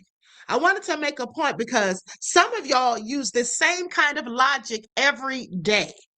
I've got black friends. I've never seen racism. I've never treated a black person differently. None of those statements prove racism doesn't exist. Okay, I absolutely agree. It's so annoying. How many times have I told you all, specifically when they start talking about, oh, I have a black friend, or I have black friends. That doesn't mean anything. Okay? That doesn't mean anything because look at Nolan's friends. Look at Nolan's friends. Did they have his back? No. Okay? So having a black friend, and I've also told you all before that, back during slavery, okay, well, Let's not get into that just yet. We'll get to it in a minute. Having one black friend doesn't make someone incapable of being racist. Racism is much bigger than who you eat lunch with or who takes pictures with you. Racism is about power. It's about systems, policies, opportunities, and who benefits from them. Racism, power played a part in how Nolan's case was handled. I absolutely agree. That's why the police, in my opinion, haven't made one single arrest. And then here's what I was going to say about slavery. Back during slavery, you know, some of those slave owners and even some of their wives were sleeping with their slaves. Okay? So it's ridiculous for anyone to say, oh, I'm not racist. I have black friends. Well, the slave owners were clearly racist. Okay. So were their wives and their children. They were all racist, but yet at the same time, they owned slaves. And they would say that these slaves, they would let these slaves breastfeed their children. They would sleep with their slaves, have intimate relations, is what I'm talking about, right? Not literally sleep, but they were still racist. And then if they would impregnate their slaves, these slave owners, those children would either be killed by the wife of the slave owner, okay, or they would still be slaves. So how is that making it, how does that mean that they weren't racist? It doesn't. So that's why when they say, oh, I have a black friend or whatever, that doesn't mean that you're not racist. That has nothing to do with it. Okay. Some enslaved people lived in the same house as the people who enslaved them. Some were trusted to care for the enslavers' children. That didn't make slavery any less evil. Living together never erased the unequal power between them. Okay, and I've told you all this 1,000 times. Now, your personal experience, the same is true of today. Your personal experience doesn't erase someone else's lived experience. I've never experienced racism. My family never owned slaves. I've never seen discrimination. So freaking what? What's your point? Your personal experience doesn't cancel out someone else's reality. And that's so true because that's what the devils, the MAGA means, love to try and tell us. History is full of those whose stories were ignored, denied, or buried. Okay, thousands of Black people were lynched in this country. Entire communities gathered to watch. They brought food, took pictures, and treated murder like entertainment. Okay, that's one of the reasons I don't use the word picnic. When you dismiss what others have lived through just because it didn't happen to you, you're not proving them wrong. You're just showing the limits of your own experience. The world existed before you got here, and a lot happened outside of what you've seen with your own eyes. This is all very true. There's a big difference. Okay? I absolutely agree. There is a big difference. But these MAGA minions, they love to try to make us think that we don't know what we're talking about, or they try to debunk us by saying, oh, this is all in the past. Remember yesterday in one of those posts that said, oh, let the past be the past? But the past is still happening right here and right now. So what are you even talking about, right? Okay, so now with that all being said, likes up, everyone, please like and share. Thank you in advance. Now let me go to this post that I want you all to listen to. Let me pull this up really quick.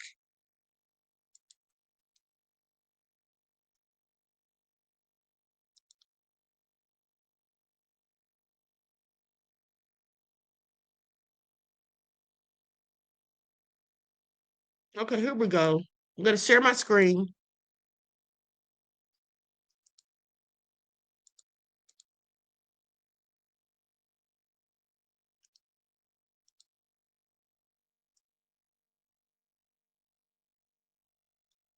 Tonight I will examine the latest developments in Nolan Wells' case and what should happen this week by various law enforcement agencies from a former Mississippi judge's perspective. Okay, this is former judge and now attorney Carlos Moore. This is what he posted 14 hours ago on his live. Hold on, let me make sure there's something real quick.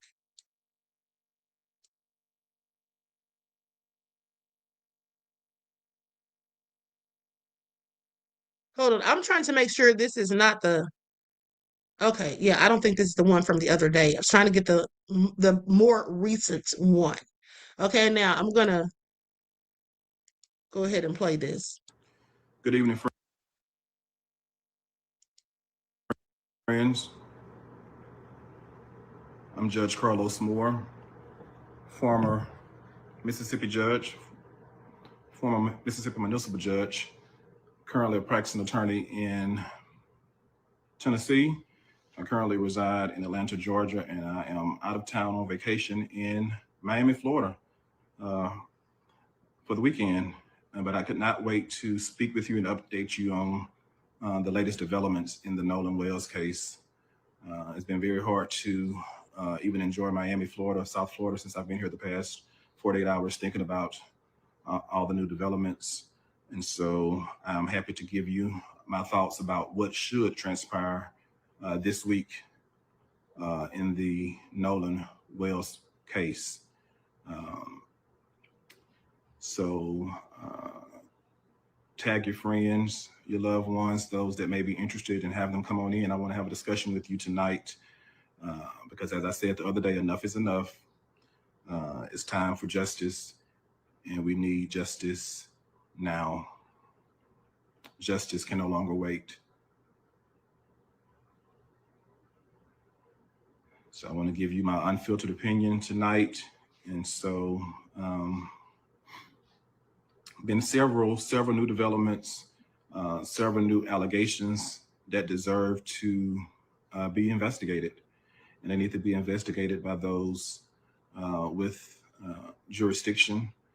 And there needs to be concurrent investigations going on in the search for truth for the matter involving the death of Nolan Wells. So let's get started.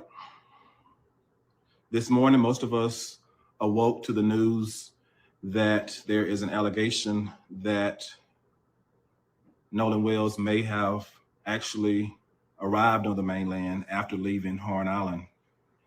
There is an allegation by a person who's named in the photo that says that he was spotted at a house at a pool party.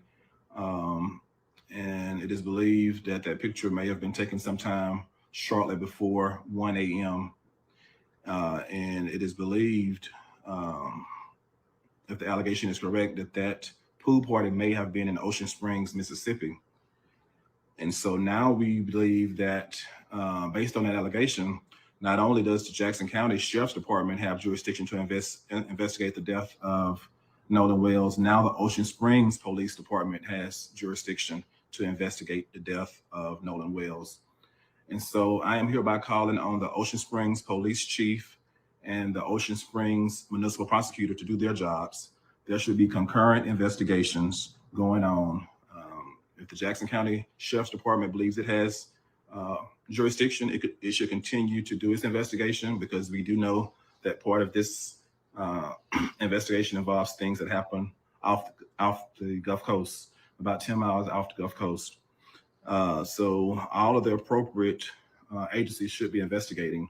But the new development is that he was allegedly spotted at a home with the pool of one of his friends. And it's a very specific person that says that she saw this. I've never talked to the person, but that person needs to be spoken to. And there are several people identified in the photograph that needs to be spoken to, that was in the that attended the pool party. And we can get down to the bottom of whether or not Nolan Wells made it back to land. How did he get to land? Who did he ride with? What time he arrived at the pool party? There are some disturbing things that happened at the pool party, according to this alleged witness. But while I don't know the veracity of the allegations, I do know now that the Ocean Springs Police Department should have jurisdiction to investigate, because it would have happened within the municipal boundaries. That's, if I have heard correctly, that the young men were graduates of Ocean Springs High School, so they could not be students at Ocean Springs High School at any time if they were not residents of Ocean Springs. So that's how I've concluded that Ocean Springs Police Department should have jurisdiction now to investigate. At the same time, I'm calling on the Jackson County District Attorney to be investigating. The District Attorney has its own investigative staff, or should have, and they should be investigating. The District Attorney does not have to wait on Jackson County Sheriff's Department, or the Ocean Springs Police Department. It can do its concurrent investigation, and it could present the matter to a grand jury at any time once it feels it has determined or gathered enough information. So 3 different law enforcement agencies is what I'm calling on to do their jobs. If the young lady that has gone on Facebook's allegations are correct, there should be arrest this week for assault. She has recounted that she witnessed an assault, and she was very specific in naming the 3 individuals who did the assault on Nolan Wells. And she also told who videoed the assault, and she told what that individual videoing was saying while the assault was going on. She's also named an adult that allegedly had all the young people to get out of the pool and leave her home in the early morning hours of July the 5th. So that adult needs to be questioned. Every person that's identified in that pool should be questioned. It's not rocket science, but there are allegations of assault, and there's allegations of a witness, and those allegations need to be further developed and investigated. There's also allegation that everyone left that home.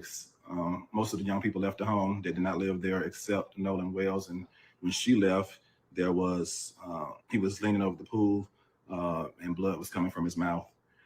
So that is a very specific allegation that deserves to be looked into. So I'm asking and really demanding that the Ocean Springs Police Department does its job and start a concurrent investigation. Justice can no longer wait.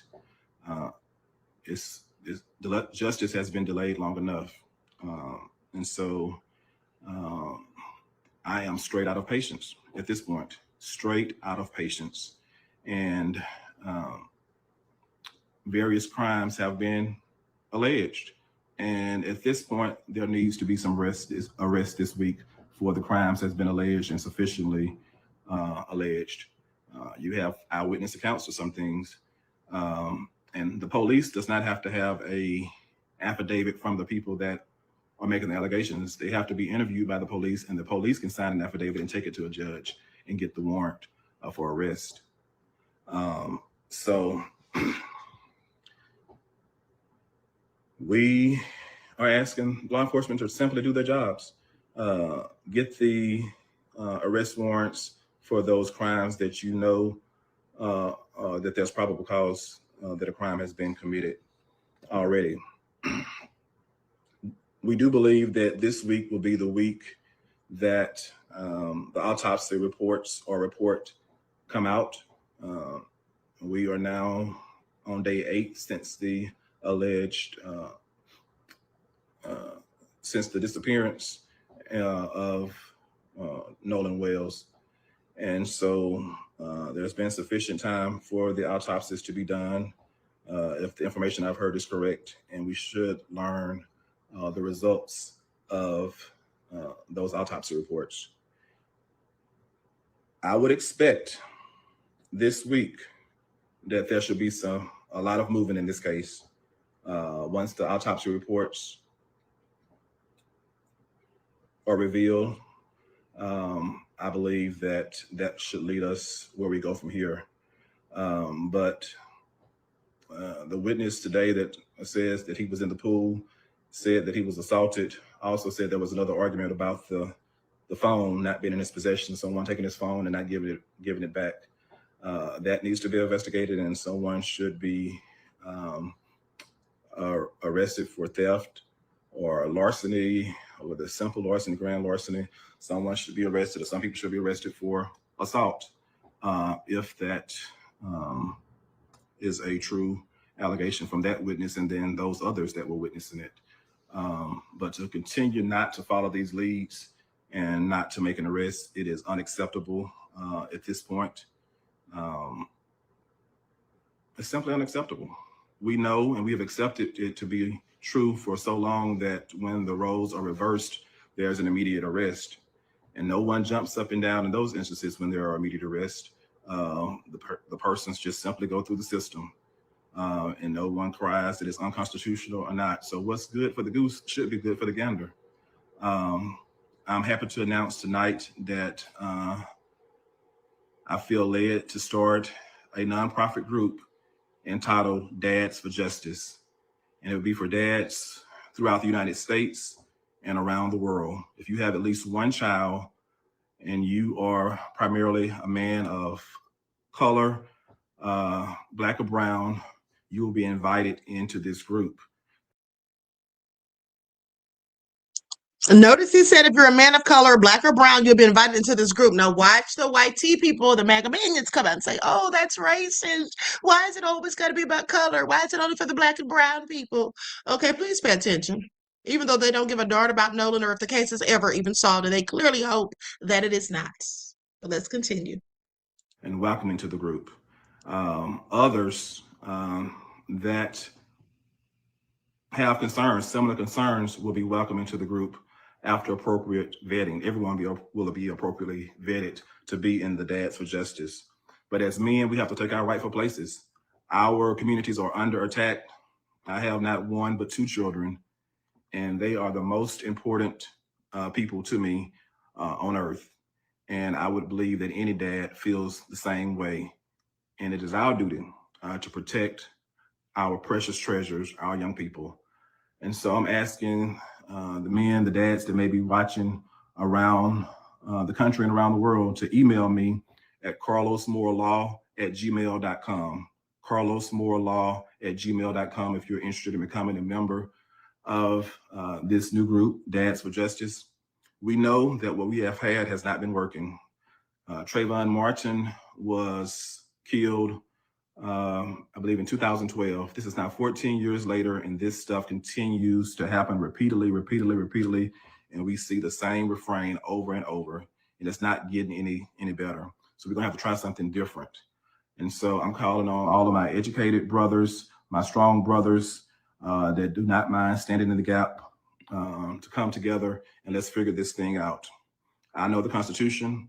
I know what we can do lawfully and what we cannot do. And we are going to stand and we are going to demand justice for our precious treasures, our children. Because it may be your child today, it could be my child tomorrow. Okay, I think this is an excellent idea. Don't you? I think this is absolutely an excellent idea. Okay, D Major, beloved, I know you want to get into it about the ICE situation. We're going to talk about that in another live just for you, okay? Just for you, I'm going to come back. At about, well, let me see here. Yeah, because we got to talk about Lindsey Graham and how the fact that I think that Mitch McConnell is absolutely dead and that they're lying, okay, acting like he's still here. All right, that's just what I think, but we're going to get into all of that because ain't that a Mitch? Do y'all remember when I used to say that about any Mitch McConnell report? Ain't that a Mitch? We're going to talk about that and also what Trump has been doing, okay? We're going to get into all of that. I will come back at about 1 o'clock for that broadcast. Okay, I'll be back later on tonight with some more information on Nolan too. I also have some video from TikTok live last night that you all might want to hear. Okay, but let's continue. Injustice anywhere is a threat to justice everywhere. As I said it, I'm tired. Enough is enough. And so we're going to try something different. And I do believe if there's no arrest, if the evidence leads to arrests for various crimes, including the crime of murder, I believe it needs to occur. Those arrests need to occur by Friday. And if there has not been a sufficient update by Wednesday of this week, I will be calling for dads across the country to meet us in Jackson County on Saturday, a few days from now, the end of the week. We will convene in Jackson County and we will meet with the officials that will meet with us, and let's discuss why there has not been any arrest. Let's convene as men, face to face, and discuss why there has not been an arrest. You can't fool me. I know the process. I've been on the inside, and I know what should have been done and how it should have been done. And so this man's life mattered. We are taking it very seriously. No one has asked me to do this. I feel led to do this. Time's up. Time's up. And another thing, if it has not been declared an investigation, it needs to be officially declared an investigation. The last I heard, the sheriff said no foul play was suspected. I'm expecting him to come and announce by Tuesday of this week that at this point, foul play should be suspected. There should be certain persons of interest. There should be certain suspects, because to not have an investigation going on, that gives some people the liberty to keep destroying evidence, because they can argue that they did not know they were under investigation. They were not suspects. And so they did not know they could obstruct justice. You need to declare that there's an official investigation. Evidence needs to be preserved. Search warrants need to be issued, and this needs to be taken very seriously. People should not be able to cover this up because the sheriff has declared no foul play is suspected. So everybody's at liberty to do what they want to do. If they want to scrub a boat at 3 a.m. because nothing is under investigation, if they want to scrub social media, but the digital footprint is already there, so you can't really scrub it. You may scrub it on your device, but with the proper search warrants on the proper entities, we will get down to the bottom of this. And so the public deserves to know what's being done and when, and we deserve to know timely. And it's time out for the rules in Mississippi being applied haphazardly. It's time out for the rules being applied haphazardly.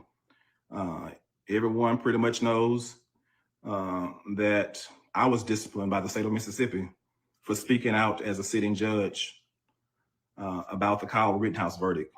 I said that if people still did not come to the conclusion that justice is not blind in America, that they just refuse to accept an ugly truth. The Supreme Court of Mississippi disciplined me for saying that. And in fact, even though I had resigned from the bench before they made the decision, they still banned me for life for being a judge in Mississippi. I had long moved on with my life in Atlanta, got married, started a family, and going on with my life in a new place. And they still banned me for life. We know that the sitting judge has made 2 very public statements. We know that she's the stepmother of one of the friends of, so-called friends of Nolan Wells. So we're calling for a proper investigation into her statements, because they've already gone on record.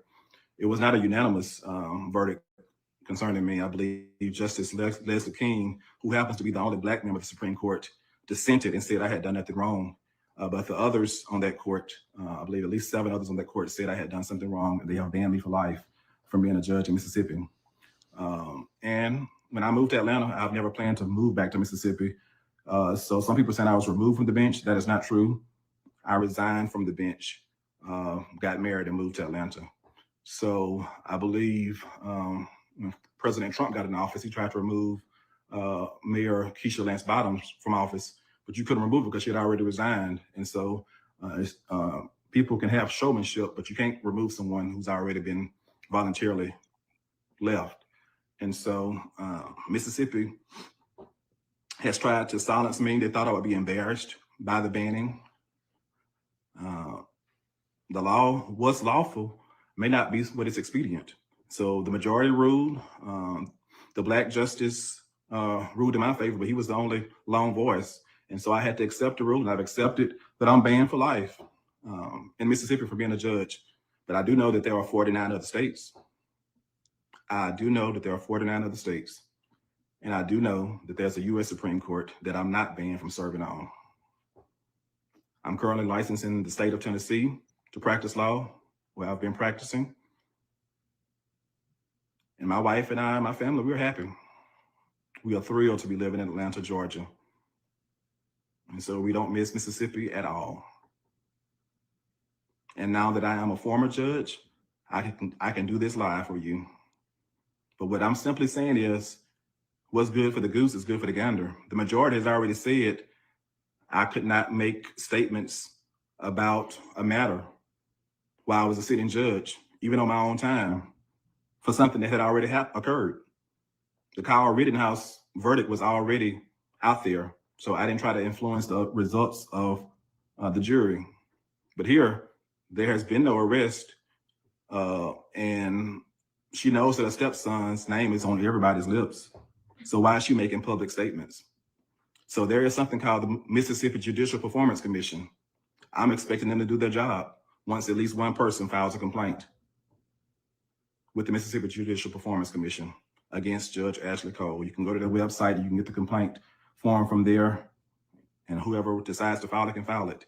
It will be a confidential proceeding. We won't know what their decision is or that they investigated until they make the decision or their recommendation to the Mississippi Supreme Court, and then they will rule, and we'll know when they rule what the punishment is, if any, for Judge Cole. But what's good for the goose is good for the gander. I'm no longer going to accept that what happens to Black people just happens to Black people. It needs to be applied evenly across the board. That's what the 14th Amendment to the Constitution requires, equal justice under the law. And so I have every full confidence that they will apply the law fairly and the rules fairly, and that she will be held accountable if and when someone reports it to the commission. That's the way life should be. Things should be applied across the board evenly. And if they somehow made a mistake and that's not the rule or not the law, I believe the Supreme Court should overturn itself and say that what Carlos said is not a cause for discipline. And they should go on record and reverse themselves and say, I'm no longer banned for life. And then Judge Cole should not be in trouble because they have gone on record and changed their minds. They have accepted Judge Leslie King's dissent as what should be controlling, because he gave a very long dissent. His dissent was longer than the ruling that said I should be disciplined. So go read Judge Leslie King's dissent. He told why I had a First Amendment right to free speech and that I did not cross the line. So he's a very learned man. He's a very learned man. So Mississippi, your time is up. We're tired of playing games with you. We're tired of playing games. We need for you to do the right thing across the board and apply the rules fairly and evenly. Apply the rules evenly and fairly. And so we are expecting great things to come this week. And as I said, we will be calling for a convening in Jackson County on Saturday of this week if we don't get the results that we think should happen, and if the evidence leads to certain conclusions that certain things should happen. We're going to go down there and we're going to talk to the officials. We'll be where we're going to be until we get the answers that we need. That young man should be alive. That's what I do know. He should be alive. Had everything to live for. Was excited about going to Southwest on Monday of last week to begin his practice for football season. He is no longer here, and folks have decided to get very quiet. And if my understanding is correct, the parents of Nolan Wells has said that the parents of those young boys, those friends, have not spoken to them. I can't imagine one of my children's friends, close friends, dying, and I'm not going over there to comfort the family. Those children should become like your own children. And the normal thing would be to go comfort and be there for a family while they're grieving. That's normal. So when things don't happen as they normally do, you have to ask yourself why. You have to ask yourself why.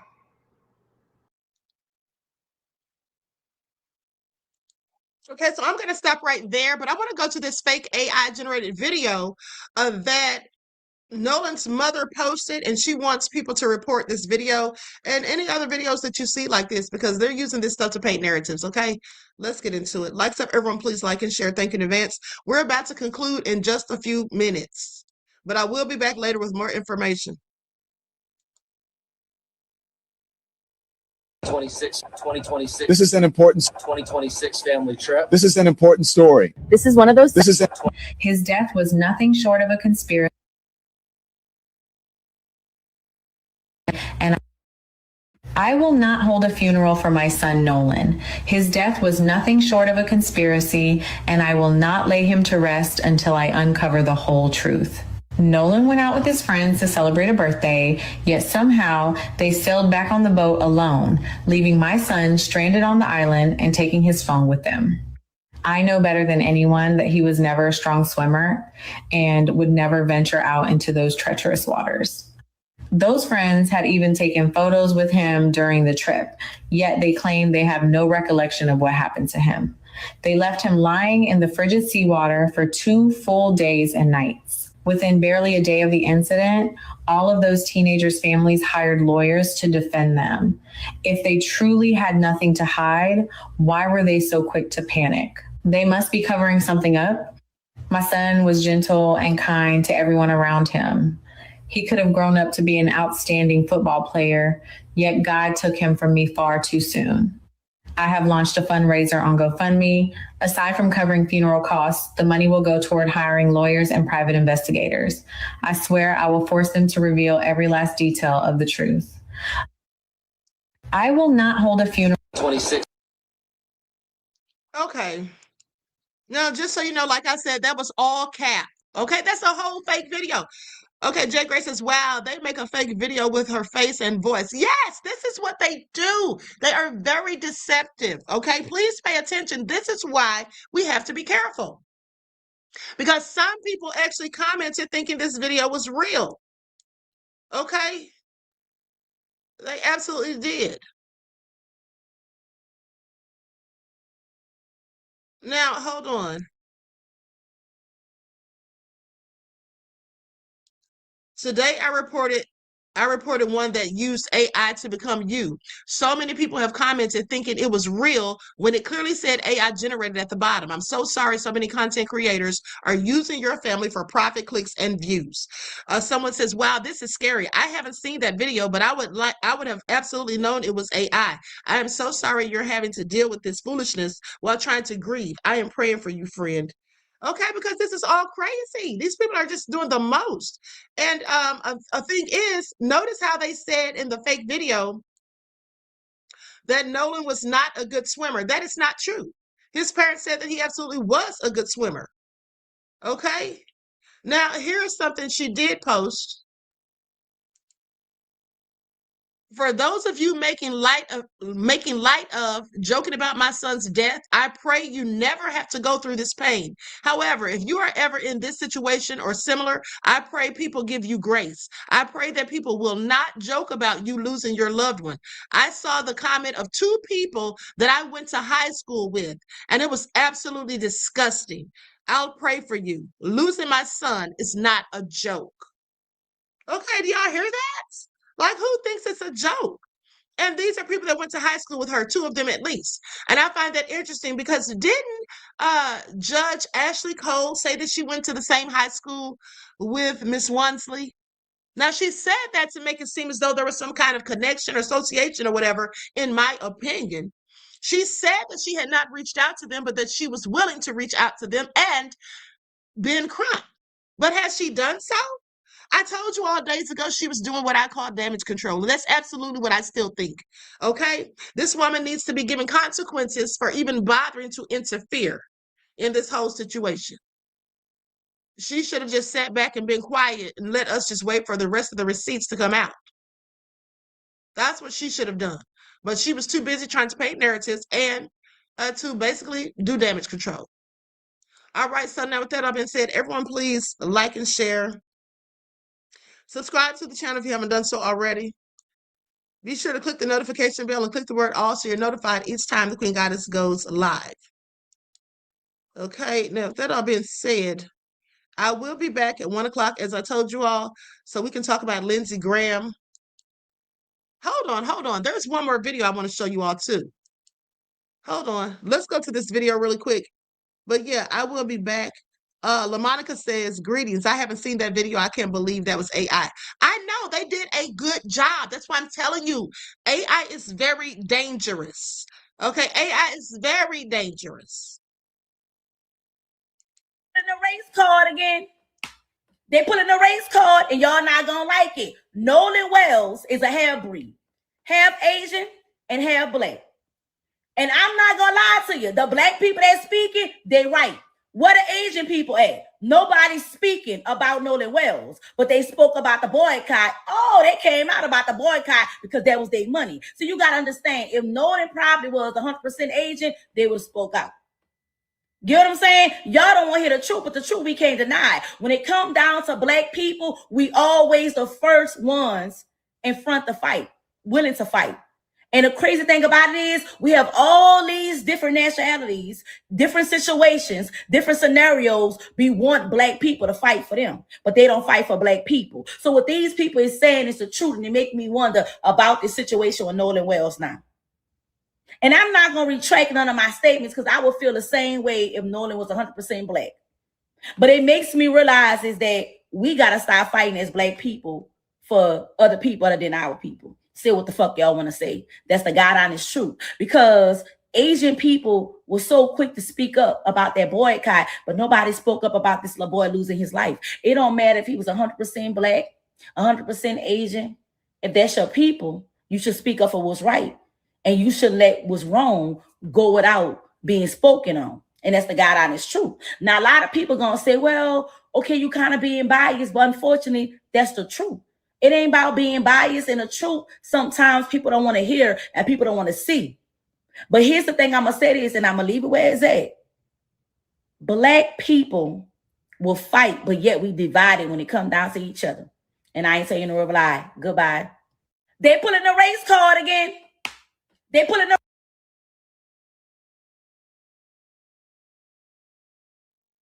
Okay, so what do you all think about that? What do you all think about that? Black people will fight, but we're divided when it comes down to each other. That is true. That is absolutely true. Sad to say. Okay? Sad to say. Now, I'm about to conclude the broadcast like I told you guys. Hold on. I'm scrolling the comments real quick. Because someone said they saw a chat. Not a chat. They said they saw a troll in the chat. Did you all get rid of the troll? They said Mad Love 6789 is a troll. Maybe you all already got rid of him.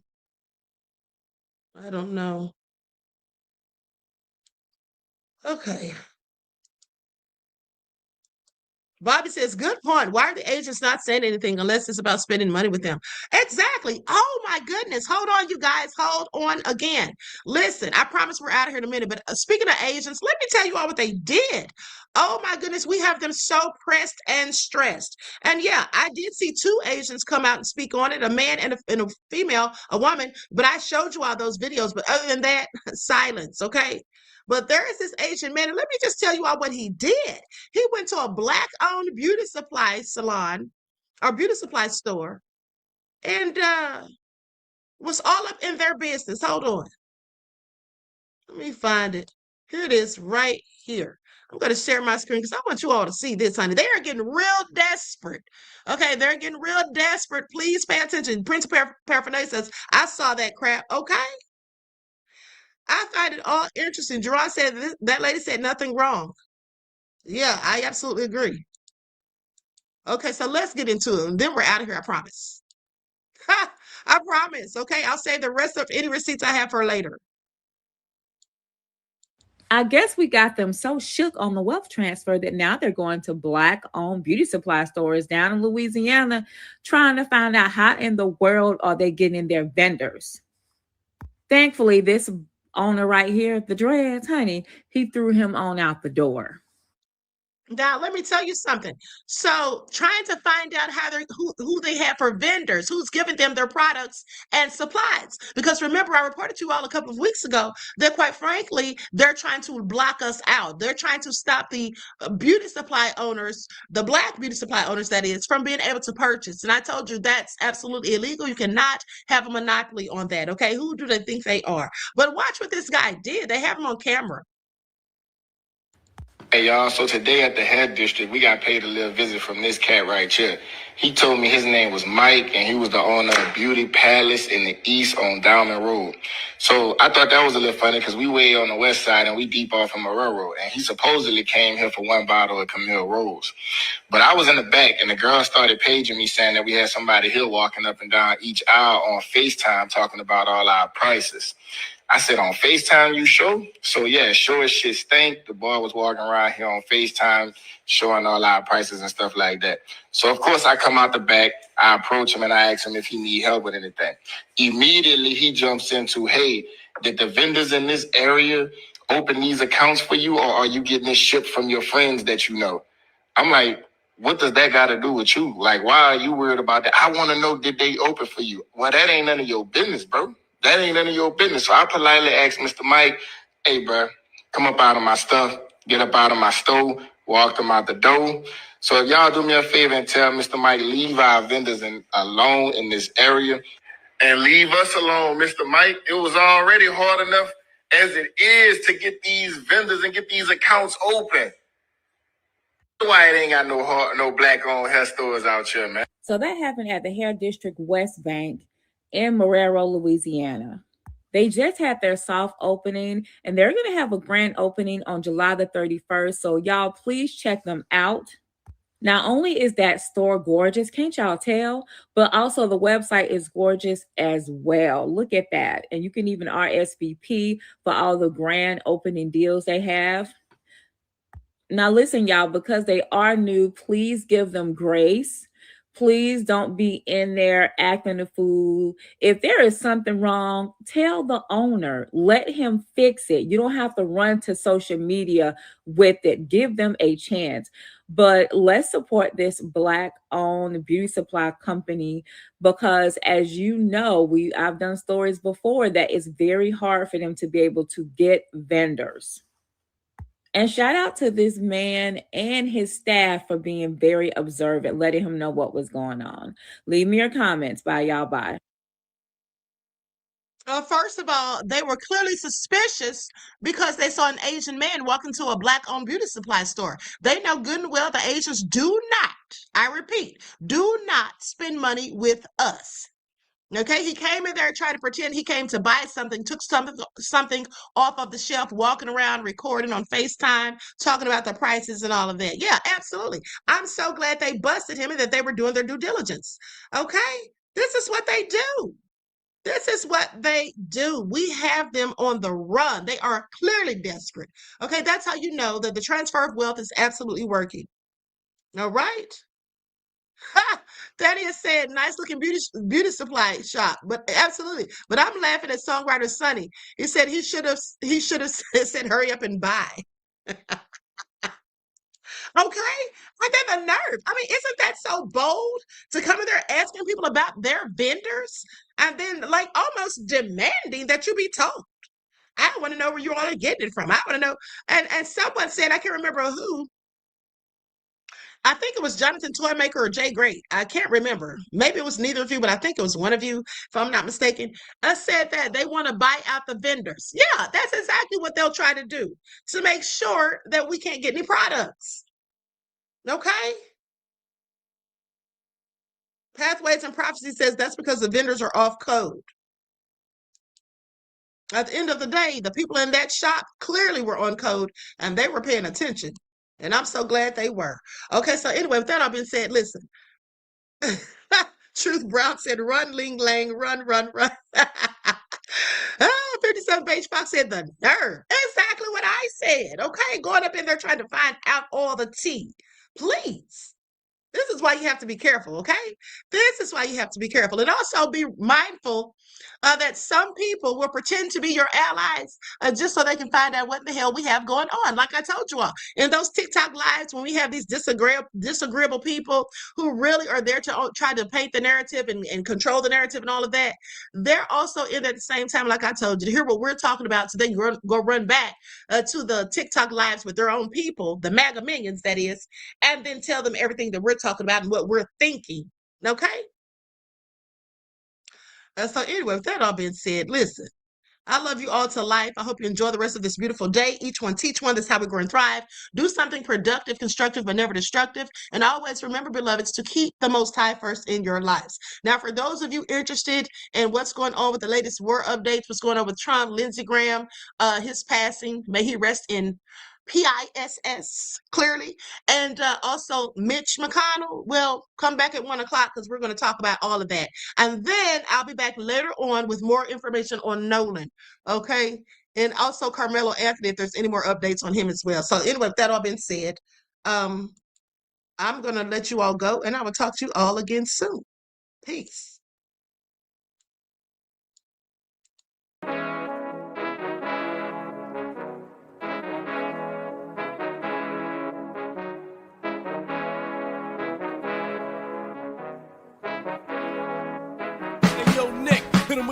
Gold all in my skin, God all in my blood, kings all in my circle. You touch one of mine and you're done. They show no love for the queen. Why you hating on me? Is it cause I'm free and I got Malcolm X in my jeans? I got dreams like King Luther, shed blood like Kunta. You ain't helping my people, I ain't got nothing to say to ya. I want all the smoke like hookah. Talking reparations, America won't be great until they give us compensation. I'm like, I'm the hottest right now. See a bunch of lames out here trying to jock on my style. They be doing too much. I'm the queen, it's too easy. It's like they all at Popeyes, how they be talking so greasy. I just sit back and laugh while these haters get madder. So nefarious how they don't want my pockets with cheddar. I tell them they can do better. These snakes in the grass can leave a bite on your ass, cause y'all be trusting too fast. I got my foot on the gas, other one on they necks. Dropping receipts on haters, you better show some respect. I'm never facing regrets, we only facing the threats. Running through every challenge like a relay, break no sweat. It's a cold game, so I got that blanket with me. Now that my people awaken, ain't no going to sleep. I do not play by my piece, this time I'm playing for keeps. You talking slick, but when I see you like them ends, we gon' meet. And I got gold all in my skin, God all in my blood, kings all in my circle. You touch one of mine and you done. They show no love for the queen. Why they hating on me? Is it cause I'm free and I got Malcolm X in my jeans and I got gold all in my skin, God all in my blood, kings all in my circle. You touch one of mine and you done. They show no love for the queen. Why they hating on me? Is it cause I'm free and I got Malcolm X in my jeans and I got